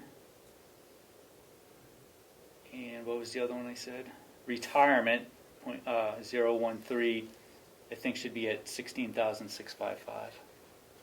Mr. Chairman, Yes?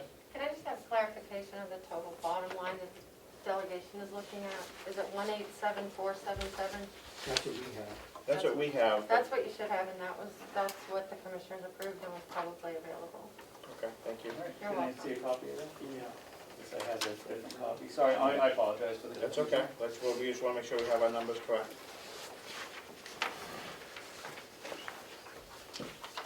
Representative McConkey. Mr. Chairman, may I ask a question? Yeah, 1 second, Representative Marsh.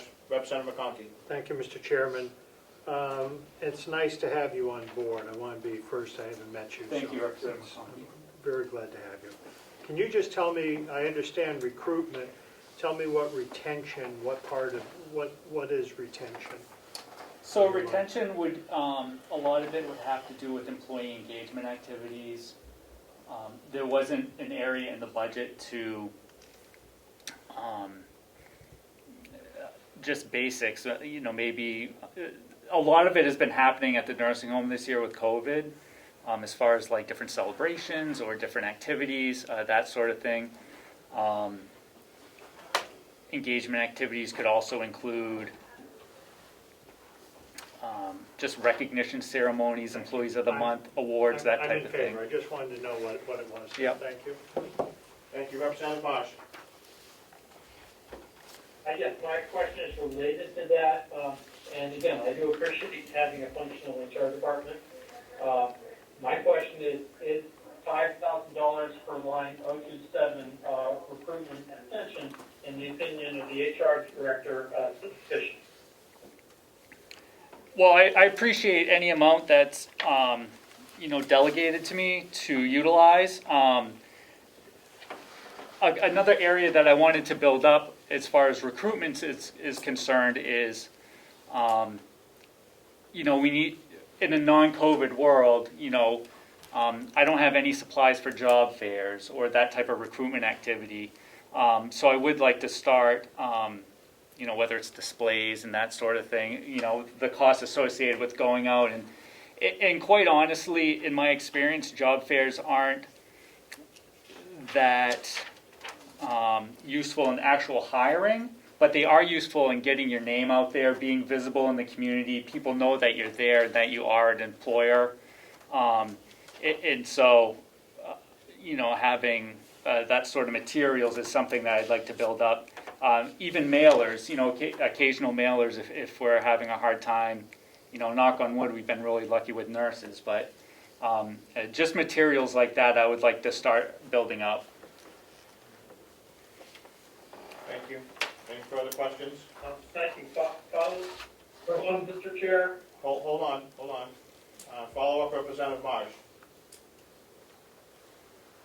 Yes, follow-up questions. I thought I heard you say earlier in discussion that the commissioners had reduced that line to $5,000 and you were good with that.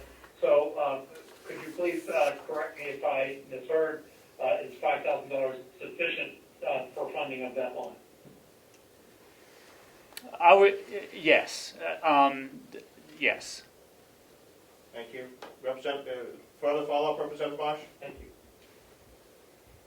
No. Representative Woodcock. I will make a motion when you're ready for budget.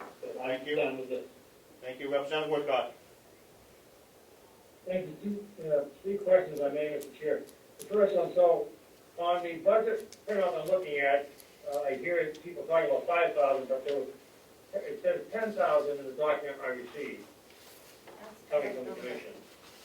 Okay, so I hear the HR director, welcome by the way, I hear the HR director talking about 5, I see 10 there.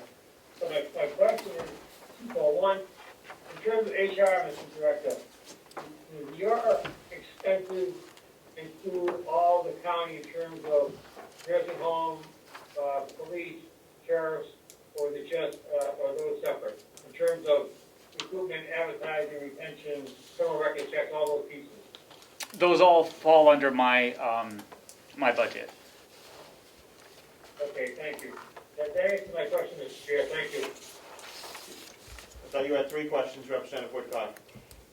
Well, if we see together, I'd like the clarification on the 10,000 issue. All right, thank you. Representative Cordelli. Thank you, Mr. Chairman. Thank you for being here, sticking around. Several things. When an employee leaves the county, do we have a checklist of things that maybe they were provided by the county that should be retrieved? I'm thinking specifically of laptops, cell phones, things like that. Yes. Okay. Sure.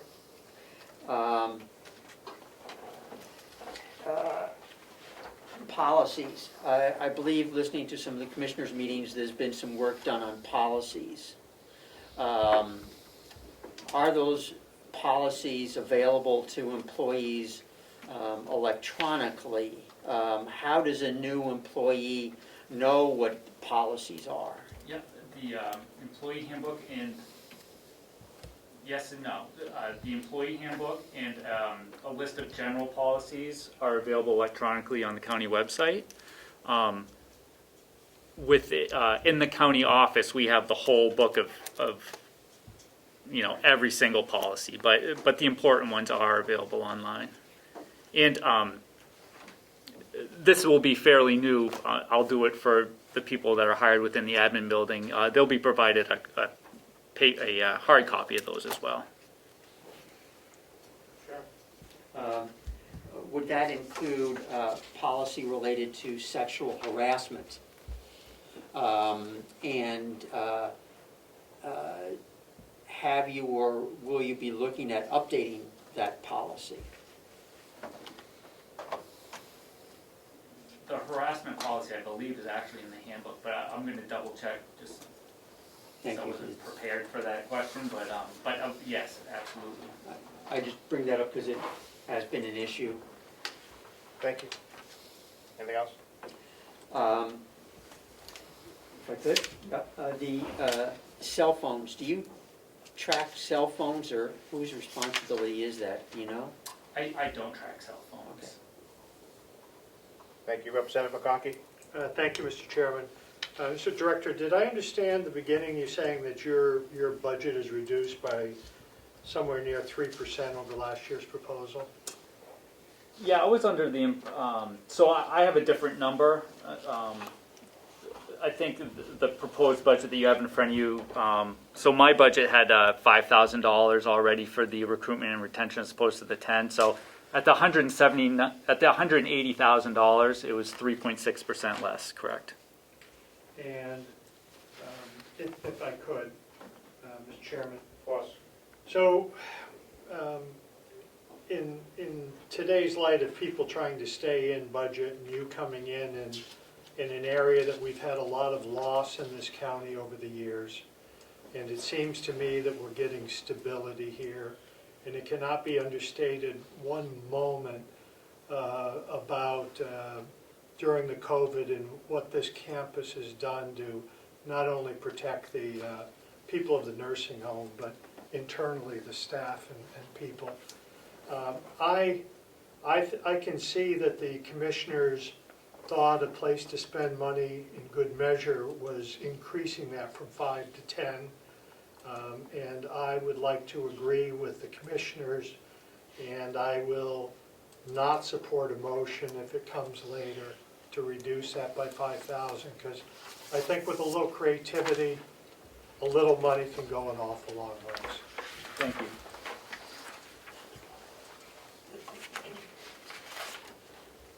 Any further discussion?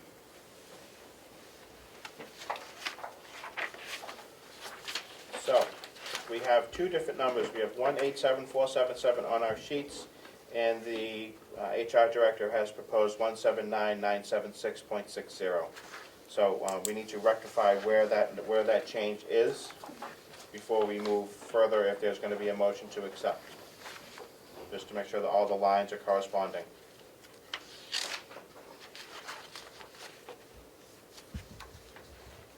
Would the CFO help clarify that?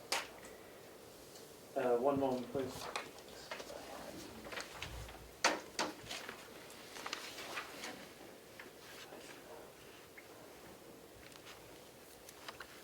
I may have added wrong too.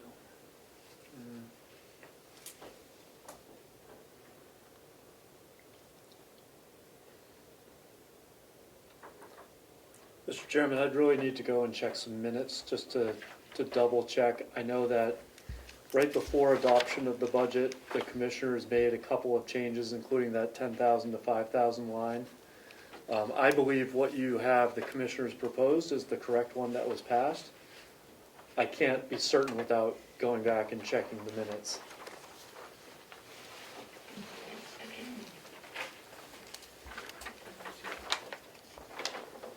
This is Chris's.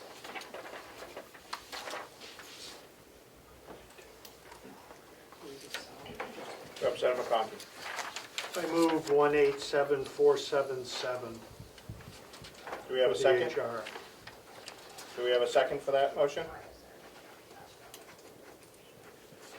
John, one moment. Is that I will Representative? second it. Gary Knirk. Thank you, Representative Knirk. Any further discussion? Did the Commissioner Flatch have a comment? Yeah, there's I see another difference in line 029, Criminal records? yeah. That's in the commissioner's budget, but not in, Yeah, that's It's not not part in of my budget. not part of the budget. So, Ms. Siemens? Thank you, Mr. Chairman. On November 23rd, 2020, the Carroll County Commissioners voted on a bottom line for the HR department of 187477. That number then was published and handed off to the delegation as part of the official budget, so the 187 number is correct. As for the criminal records, during their finalizing their budget, they, on the request from the nursing home administrator, they moved the criminal records check line from the nursing home budget on over to HR where they felt it belonged. Since HR would handle background checks and so forth. So that might be where Chris's, Yeah, I didn't get that number. Mr. Haru's budget is. Thank you. There as well. But your number for the official budget is the 187477. Does that help? Thank you, it does. Any further discussion? Number we're voting on is 187477. Yeah, one question. Yep, Representative Bucco. I just wanted to know, is this the HR total line? Yes, sir. What line is this number on? Department 41, HR total, okay. 4103, it is the HR total on page 3 of 13. Mr. Chairman? Thank you. You're welcome, Representative Bucco. Representative Marsh. Yes, I just wanted to tell people that I double-checked the totals, and the total 187477 does include the criminal records number, so the math is correct. Thank you. That's what's on there. Beautiful. Thank you, Representative Bucco.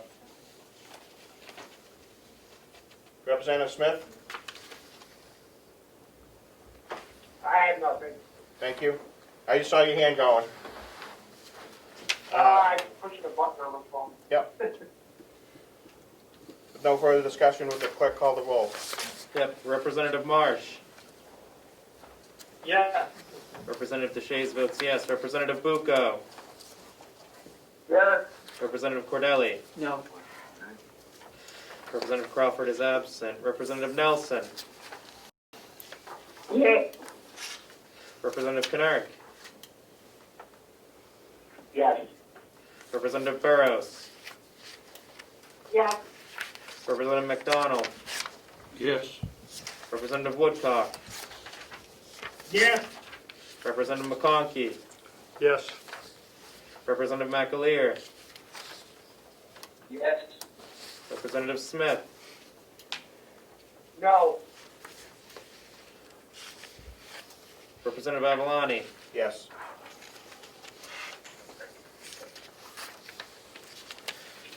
The motion passes.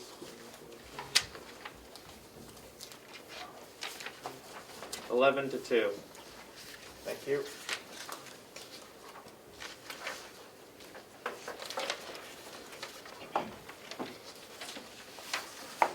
Mr. Chairman? Was that? Mr. Chairman? This is Ada Burrows. Can I just ask a quick question? Representative Burrows. I just wanted to know how long we're planning to go today so I can determine if I need to pick up some Red Bull. Not much longer. We have the convention budget, which is pretty easy, and the information technology. I don't anticipate any other business coming forward. I don't Okay, think I'll so. just walk on the Red Bull. Thank you. Awesome. Thank you. Thank you, everyone, for your time for today, because it's something new, so it might be taking a little longer than normal. Convention is on page 12. Department 9370.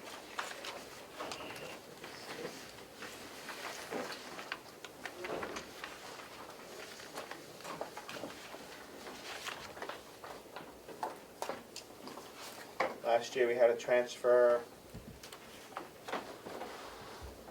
money in for travel and money in for meetings. I don't anticipate as many meetings as we had last year, given the fact that we have less subcommittees that will be meeting.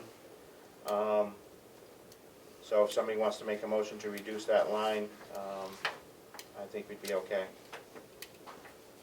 I think we should also do our part to Chairman, save. may I ask a question? Of course, Representative Marsh. Yes, I would like to ask some clarification on the coordinator's salary, because the last I knew that was being paid out of the commissioner section of the budget, and is that being changed, or what's up with the $3,000?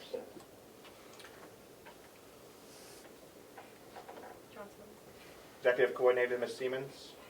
So currently, the executive coordinator is being paid out of the commissioner's office in full.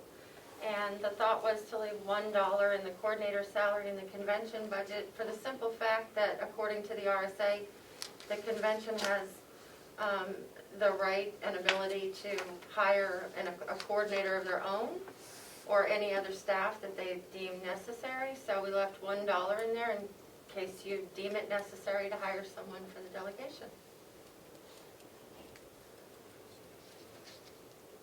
Does that make sense? It does. Thank you, Mr. Chairman. You're welcome. May I have a follow-up? You may. Am I correct that the Commissioner's proposed budget is $3,000 for line 9370.009? Because if it is, then we can amend that. I just want to make sure I'm correct before I make any motion. That would be my next question. Would have been my next question, but thank you. There is $3,000 in that line. There is. CFO Cullen, was that, Again, I believe that is what they adopted, but I would have to double check the minutes. But I believe an amendment to that effect would probably be in order, sir. thank you. And Ms. Siemens again? Hold on. Sorry, I'm not quite on my game after being away for 3 weeks. So, after they reduced it to $1 on the idea I just spoke of, then the chair of the commissioner said that we should leave $3,000 in that line to make it look like the county, to capture that the county is actually paying for support of the delegation. Can I give you my opinion? I think the first option, the way it was originally, is cleaner from a bookkeeping standpoint, to not be charging 2 lines for one person. We've tried to correct that throughout the budget this year, but that's an opinion. Thank you for that, Mr. Chairman. I do like that opinion as well. Do we have a motion to remove that $3,000? Change. Mr. Chairman, I'd like to make a motion. Yes, Representative Marsh? Yes, I would like to move that we amend line 009 to $1, which would change the bottom line to $7,307. And I move that we approve the convention budget in the amount of $7,307. Hold on, we have to do that line first, Representative Marsh, before we do the bottom line. Okay, we have a second by Representative Cordelli.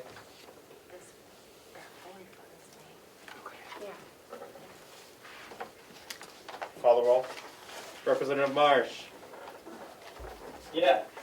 Representative Deshays votes yes. Representative Bucco. Yes. Representative Cordelli. Yes. Representative Crawford. Oh, she's not here. Crap. Representative Nelson. Yes. Representative Knirk. Yes. Representative Burrows. Yes. Representative McDonald. Yes. Representative Woodcock. Yes. Representative McConkey. Yes. Representative McAleer. Yes. Representative Smith. Yes. Representative Avalani. Yes. The motion passes unanimous, 13-0. Thank you. Can I ask CFO Cullen what our bottom line travel end of year was for last year? For the convention? Yes, please. Yes, sir. That was $2,476.88. It is possible that, I believe everything is in. It is possible that there might be some late charges to that, but I believe everything is in on that line. Thank you. Representative McConkey? Motion to reduce by $2,000, that line, from 4,000 to 2,000. I was talking about travel. Oh, I apologize. Yep. I would, I'm sorry, I remove. thank you. Let me find the right one. Go ahead. Representative Cordelli? I would move that the 070 travel appropriation be reduced from $2,800 to $2,000. That's right.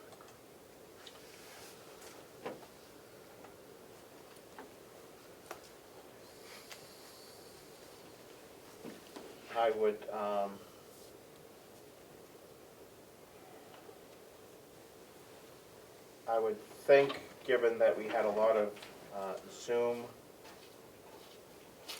participants last year, and if we end up going back to in-person, that the mileage might be the same or increase a little bit if everybody's getting paid mileage to come to the county instead of Zoom. I just want to make sure everybody's aware of that. Do we have a second to Representative Cordelli's motion? I'll second. Any further discussion? Could you restate the motion, please? To move travel to $2,000 for the delegation. Thank you, Mr. Chair. You're welcome, Representative Woodcock. Clerk, call the roll. Representative Marsh. I vote no. Representative Deshays votes yes. Representative Bucco. No. Representative Cordelli. Yes. Representative Nelson. No. Representative Knirk. No. Representative Burrows. No. Representative McDonald. No. Representative Woodcock. No. Representative McConkey. With regrets, no. Representative McAleer. I meant the other No. one. The one that was on. Representative Smith.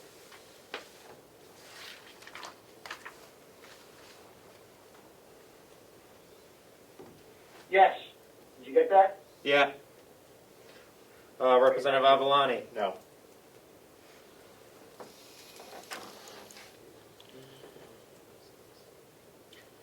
Motion's defeated, 10-3. Representative McConkey. Mr. Chairman, if I remember correctly, meeting expenses, which is what you were referring to earlier, that we should have less meetings going forward, and it appears that we're going to have attendance, so forth with Zoom. I had made a motion to reduce from 4,000 to, I was looking at 2,000, reducing that to 2,000. Before we do that, CFO Cullen, do we have an end of year for our meeting expense 074? Yep. That was $4,700 even. We did require a line item transfer to top that up. If I may, Zoom has helped increase attendance at some of the meetings, which has actually raised expenses. I withdraw my motion. Thank you. Travel we can reduce because we're not paying as much travel to the members that are coming from Zoom. If somebody would like to make a motion to reduce that to at least last year's actual, I think we should do that. Mr. Chairman, Representative Marsh. Representative Marsh, I'll move that we reduce the travel line 070 to $2,500. Thank you. Do we have a second? I'll second that. Thank you. Any discussion? Call the roll. Representative Marsh. Just because that's slightly more than the actual, I'll vote yes. Representative DeShays votes yes. Representative Bucco. No. Representative Cordelli. Yes. Representative Nelson. Yes. Representative Knurk. Yes. Representative Burrows. Yeah. Representative McDonald. Yes. Representative Woodcock. Yes. Representative McConkey. Yes. Representative McAleer. Yes. Representative Smith. Yes. Representative Avalani. Yes. The motion passes 12-1. Thank you. Do we have a bottom line number? Yes. Representative Marsh. Mr. Chair, this is Representative Marsh again. I'll move the bottom line number of $7,070. Thank you. Do we have a second? Second. Representative McConkey. Any discussion? Could you repeat the number? Yes. Yes, please. 7007. Right? Is that correct, Representative Marsh? That is correct. Thank you.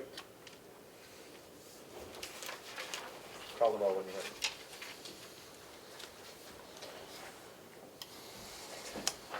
Representative Marsh.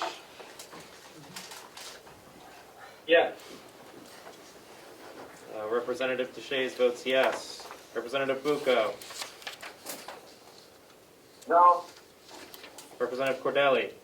Yes. Representative Nelson. Yes. Representative Knurk. Yes. Representative Burrows.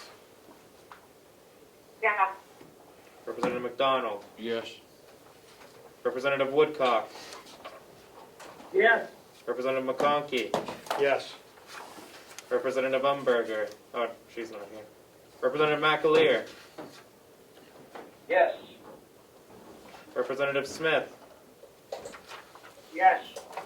Representative Avalani. Yes. Motion passes 12-1. Thank you. Thank you, everyone.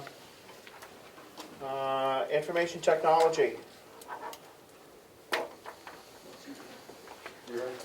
Yep.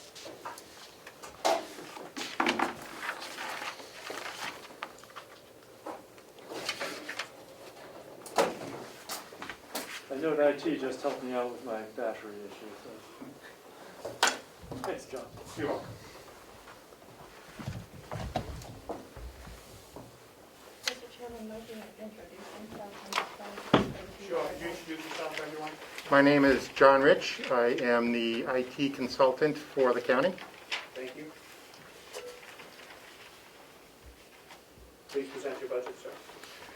From the top,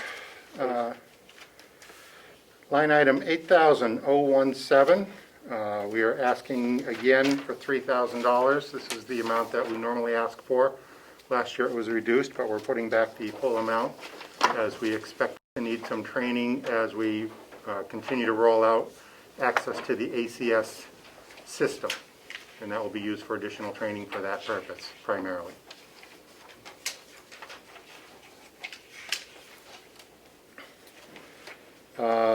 My 029 budget licensing, use this for licensing of backup, antivirus, spam filtering, and the like.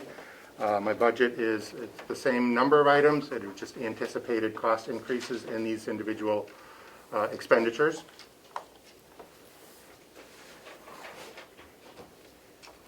Okay. Supplies and repairs is the same as it's been for many years now, no increase there. Computer expense contracts. Those are contracts for individual software packages that belong, that support a particular department. For instance, the Sheriff's Department has a software package that supports their department only, as does the County Attorney, so on and so forth. And this number represents the anticipated price increase in those contracts. There is nothing new in this line item as well. Telephone and internet. This number has increased based upon actual 2020 usage. We went over quite a bit last year. There were fee increases from Fairpoint and our long distance charges, so we increased this line item to match what we spent in 2020. My 097 is my new equipment line item. You can see I've dropped that request down significantly, as in this coming year I need to replace a server at the Sheriff's Department that is at the end of its lifespan. It's 6 years old, so I will be asking for money when it comes time for capital expenses. So to help offset that expense, I have reduced my general new equipment line item. And finally, countywide contracts. That is for software contracts and support contracts that support the entire county. For instance, the contract for my company, contract for our ACS accounting system. That has gone up significantly. We are moving our Checkmate contract out of the general fund and into my budget. That is the bulk of that increase there. So it's offset with the decrease elsewhere. We are also asking for approximately $3,000 for work on our county website. Our county website support is also in this line item. And that's it. And also, also in the 098, I am asking for an additional $4,500, which is not represented here. I believe the Registry of Deeds mentioned earlier that they are looking, or potentially looking, to change software vendors. Currently, their contract with their existing vendor includes both software and hardware support. If they do decide to change software, their new vendor would only provide them with software support. And so we are asking for an additional $4,500 there to increase my contract in order to provide them the general hardware support and in-house support that I provide in all other departments, but is currently provided by another company. And that's it. I'm a quick, short. Thank you. Representative Cordelli. Thank you. I'm confused. The Commissioner's proposed budget I see here is for $28,945. However, on the IT budget detail sheet that we were provided, the summary tab shows the total as $317,113. The budget tab shows the total being $353,585. So there's a gap of over $111,000 between the information that you provided us and the information that the counties have proposed for your budget? I am working off the sheet. Who was that? Okay.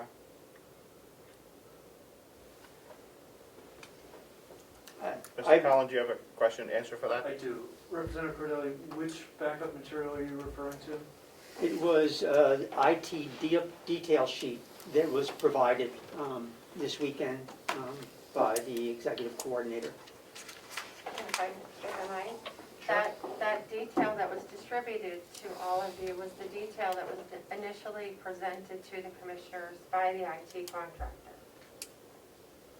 And then, once that budget was handed off to the commissioners, they did their deliberations. They added some things into it that are not reflected on that spreadsheet that was provided by the contractor in the beginning of the process. Okay. I'm sorry. Yep. Mr. Chair, this is Representative Marsh. Can I ask a question? 1 second, we're working through Representative Cordelli's question first. CFO Collins, do you have a clarification for his dilemma? I believe that should be considered a first draft at the beginning of the budget process. I'm not, what you have before you is what the commissioners adopted. So the commissioners adopted 428945. Thank you. Follow up with Representative Cordelli. 1 second, Representative Marsh. Could I then get an updated IT detail sheet to match what is actually proposed in the budget?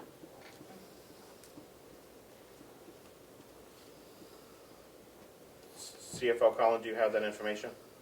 Not handy, but be happy to provide it. Thank you. Representative Marsh. I'll come back to you. Yes, I would like to ask for some clarification on line 098, county-wide contract. And the reason why is I noticed from CFO's actuals from last year, the actual spent on that line was roughly $105,000, and we're being asked to fund that line in the amount of $218,000.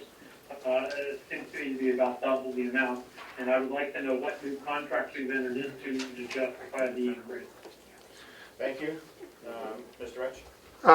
We are actually moving the difference, the bulk of the difference, almost $90,000 from the general fund into my budget. So there will be an equivalent decrease elsewhere in the budget. That's the checkmate contract. The checkmate. Thank you. Thank you, that clarifies. Thank you. And for further clarification, where did that come out of? Special, Go ahead. special fees, it comes out of special fees and services and goes into the IT budget. Thank you. And It's because it was a software contract. We're trying to consolidate all the software contracts in one place. thank you for that. Representative Cordelli. Thank you. With the checkmate contract, the 2020 budget was $76,000. The 2019 budget was, I think, $58,000. So now we have gone from $58,000 to $90,000, I take it. I am mystified by the increases. Last year, when it went from $58,000 to $76,000, we were told that it was because we were going to purchase the human resources module, which we did not do. And now I've heard told that we are not going to purchase the HR module in this budget year because we didn't think that it would meet county needs. So I wish that someone could explain to me the increase. One moment. Damon, could you mute yourself? I got him. Thank you. I got him. The Sorry for the increase, interruption. that's okay, thank you. For the increase in the checkmate contract.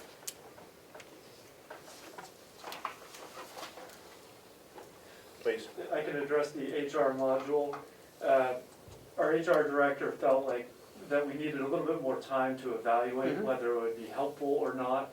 So it was maintained in the budget, but basically he thought this would be a springtime decision about whether we wanted to do it. So In a fiscally conservative way, we postponed the decision on incurring the expense to see if we really needed it, because he felt when we were putting the budget together in, say, November, that he wasn't ready yet to give an informed decision about whether it would add value or not. So the money is in the budget, but we haven't committed to spending it while we continue that evaluation process. Follow? In 2020, did we pay Checkmate for that module? It was included in the budget, but We did not. We have only been charged for it. We have an understanding that we would only be charged for it if we began to use the product, and they have not charged us for it because we have not used it. Thank you. Follow-up, Representative Cordelli, are you all set? it did cost us $69,000 though in 2020, the Checkmate system, as opposed to the $58,000 that we spent in 2019. Just for, I'm still concerned about the costs that we are incurring through Checkmate, and the fact that we had, at the end of the year, well, in the fall, I believe, numerous discussions at the commissioners' meetings about problems that with payroll. And I know there were discussions that Checkmate was trying to help us through those. I'm not sure where we stand with those. To have the cost increases through Checkmate that we did and have all these problems is concerning to me. And I wish that we had, before signed a new contract with Checkmate, had listed out all the problems, who was going to resolve them, and when they were going to be resolved. And I was just wondering, have all the problems been resolved at this point? CFO Collin, I stress to think that this is part of the budget, but you can go ahead. Okay.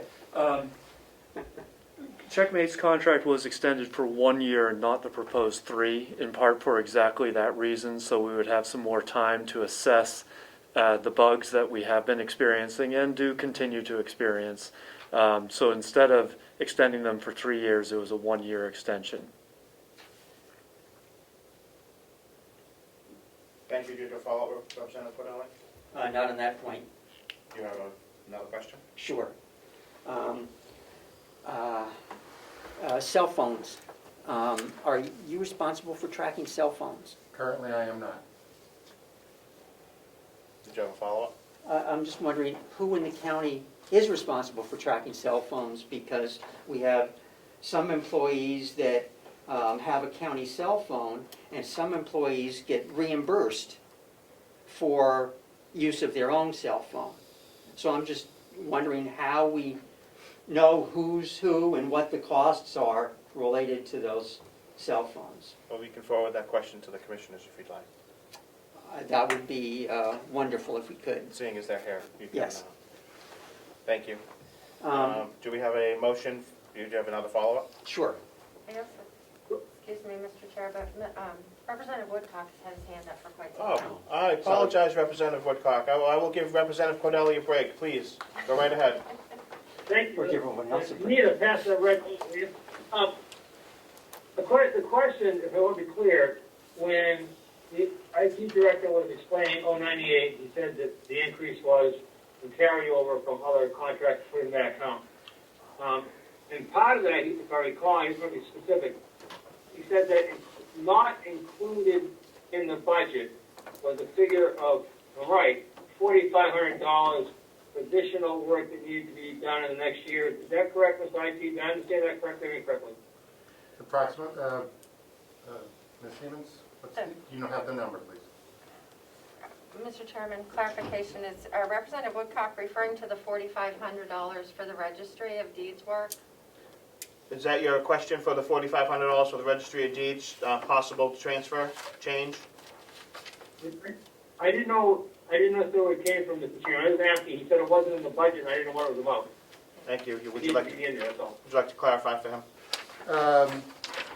We are putting in 9 months at $500 per month for support for Registry of Deeds. Currently, they have a contract with another vendor, and if the registrar decides to switch software vendors, they will need to switch hardware support to the in-house IT contract, which is mine, which is currently not part of the contract. So it's 9 months at $500 for $4,500 total. Thank you. So just for clarification, you're looking to, I'm sorry, did you have a follow-up with Representative Woodcock, or did you want me to clarify further? That's exactly what I'm asking. Thank you, Mr. Chair. Clarify, please. Yep, thank you. So you're looking to ask us to put $4,500 more into line 098? Or That is asking correct. us- That is not part of the current, I don't believe that's in the package you have now. Okay. Representative Cordelli, thank you for the break. Thank you. I'm sure everyone else thanks you for the break. I would think that that would require a new contract then, an updated contract for those additional services that, for the deeds. Wouldn't that be correct? Mr. Rich? There actually is provisions in the new contract that takes effect April 1st for this very purpose. Thank you. Follow-up, Representative Cordelli? So it's in the contract, but it's not in the budget. If I may, it was broken out as a separate option saying if this is implemented, this is what the charge would be. It was recognizing the fact that the registry was specifically outside the scope of work with the IT contractor, but in anticipation that this might happen, if you add this service, this is how much it would be. Thank you. Mr. Rich? When I presented the initial budget and we decided with the commissioners, that new contract had not been agreed upon yet. Thank you. Anything else, Representative Cordelli? Yeah. I think we have an outstanding request for inventory. Do you maintain an inventory of county equipment? I do maintain an inventory spreadsheet, and I have provided that when asked. Okay. Would you like a copy of it? Yes, if I could. Would the commissioners provide Ms. Siemens a copy of that so she could get that to the delegation? Or Ms. Siemens, would you like to answer that? I do have a copy of that. It does have staff-specific information that I need the commissioners to review to determine if they'd like to redact that information, employee names and so forth. I do have it, though. Does that suffice right now for Representative? Yeah, one of my questions is, departments have new equipment lines, and office supply lines, and often we have seen computer equipment, laptops. You know, I have here QuickBooks. The jail bought an HP Elite book out of supplies. I'm wondering, shouldn't computer equipment be purchased through the line here for supplies and repairs rather than out of office supplies or something else from a departmental budget? And the problem I see is one of cost control, but also one of inventory. If the jail purchases a laptop, how do we know where that laptop goes? Does it leave with an employee when they leave, is one of my concerns. Thank you. I think the commissioners have heard your concern. Mr. Rich, would you like to clarify? As far as departments spending from various line items, that's not my purview. As far as when equipment comes in and gets set up for this network, it goes through me or my staff and gets added to my spreadsheet, whether my department has purchased it or not. I have many items from before there was an IT budget that were purchased by various departments. I have full inventory of all of that within my spreadsheets. I can tell you exactly what's on my network. Thank you. One more question about those purchases, if I could. Are those purchases made with a county credit card? I don't know if you would know that. Okay, all right. It's maybe not a budget. Right. I'll Not a budget talk to the question, commissioners about that. Thank you. Representative McDonald, thank you. Can I do a motion to amend .098 countywide contract to a new amount of $223,365? Can we get that number louder, just to make sure everybody heard that? Certainly, $223,365. And that should be with the original amount requested with $4,500 added onto it. Thank you. Do we have a second for that? Did everybody on Zoom hear that motion? Representative Marsh, second.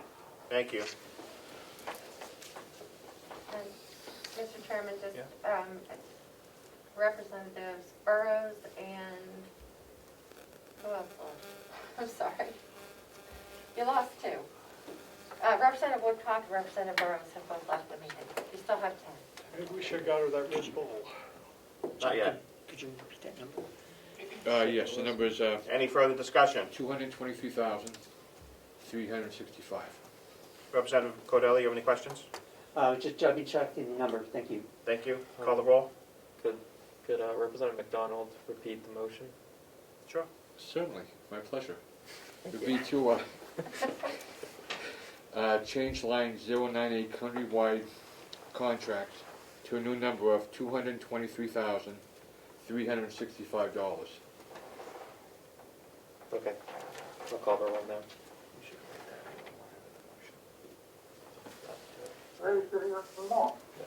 Representative Marsh. Yes. Representative DeShays votes yes. Representative Bucco. Yes. Representative Cordelli. No. Representative Nelson. Yes.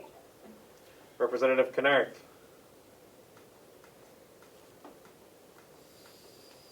He left. Okay. Representative Burrows, she left. Representative McDonald. Yes. Representative Woodcock. He left. Yes. Representative McConkey. Yes. Representative McAleer. Yes. Representative Smith. No. Representative Avalani. Yes.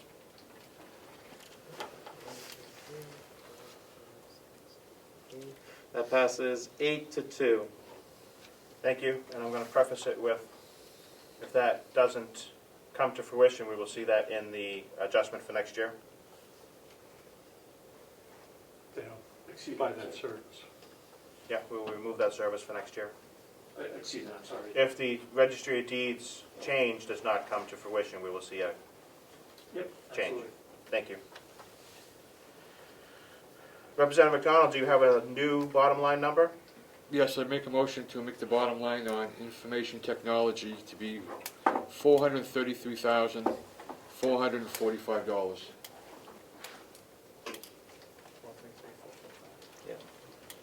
Thank you. Do we have a second? Representative Marsh, second, and I double checked the number. Thank you.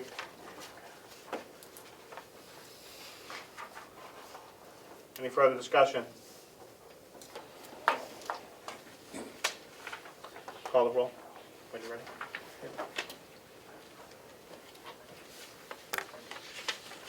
Representative Marsh. Yes. Representative DeShays votes yes. Representative Bucco. Oh, he left. Okay. Representative Cordelli. No. Representative Nelson. Yes. Representative Knirk. He's gone. Oh, he left. Thank you. Representative Burrows, she left. Representative McDonald. Yes. Representative Woodcock. Oh, he left. Representative McConkey. Yes. Representative McAleer. Yes. Representative Smith. No. Representative Avalani. Yes. Motion passes 8-2. Representative McConkey. Thank you, Mr. Chair. May I ask one more question? So, following up on Representative Cordelli's question, so purchases of laptops and so forth, you're keeping track of them with an inventory. Is there a physical, a number, an ID, something added physically to items above an expense of $200 so that we know that's the item we bought when it's inventoried, when personnel are gone, or you do a frequent check for equipment, I'm sure, every year? All laptops and computers do have serial numbers on them, and I do have all that information recorded in my spreadsheet. Do we, but why wouldn't we not just put a tag on some of that stuff? It's a lot more difficult to turn a computer on and run it to find a number, I would think. Most of those computers have the serial numbers stamped right on the device itself. And I can quickly, visually confirm that it is the correct device. Thank you. Has not been an issue during my tenure here. Follow-up, Representative McConkey? No, I wanted to make sure that we knew what we owned. And it would seem most companies I've ever been associated with have a tag on it saying, Carroll, in your case, Carroll County property. It's an idea that has not come up yet. Certainly open for discussion. A follow-up, one of the systems, if I'm not mistaken, is you mentioned is email archives or archival. Yes. Right. So with that system, it allows us to go back and retrieve emails, let's say from earlier in the year, from a particular individual or to a particular individual. Yes. Great, thank you. Representative Shane? I just wanted to point out to Representative McConkey's point that every iPad and computer and other electronics that are supplied within the Governor Wentworth Regional School District have a tag that show it's the property of the school district and even a barcode. I wouldn't think that the county would need a barcode, but I agree with Representative McConkey, knowing what's our property clearly marked upon it might be a good idea for the future.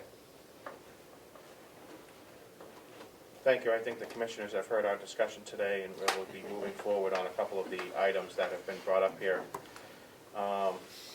I do concur with Representative McConkey on making sure that all our property is clearly identified with irremovable tags to make sure that it can be easily identified, and also that property is also an asset to the county and should be logged on its asset sheet and on its balance sheet to make sure that we are doing our due diligence to make sure that we are guarding the people's property correctly. Any other business to come before the delegation? Seeing none, any public input? Would a motion be in order?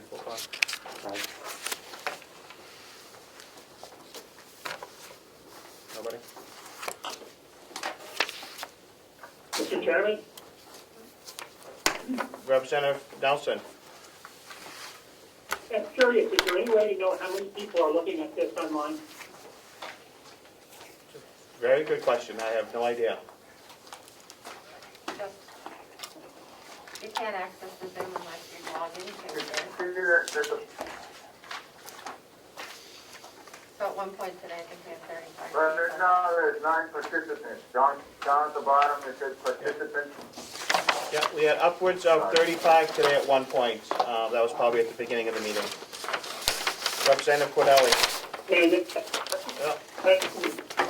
second time anybody watching on Honorable Comeau's I'm sorry, there's no need to know that. No, sorry. The Honorable Ed Comeau has refused to answer that question. Representative Cordelli? I would like to move to adjourn. Thank you. Do we have a second? Representative McConkey? Second, thank you. Thank you. Good night, everybody. Thank you for your time and diligence on this, and I hope that we can move forward quicker next time. 5:12 p.m. Wow. Goodbye. Thank you.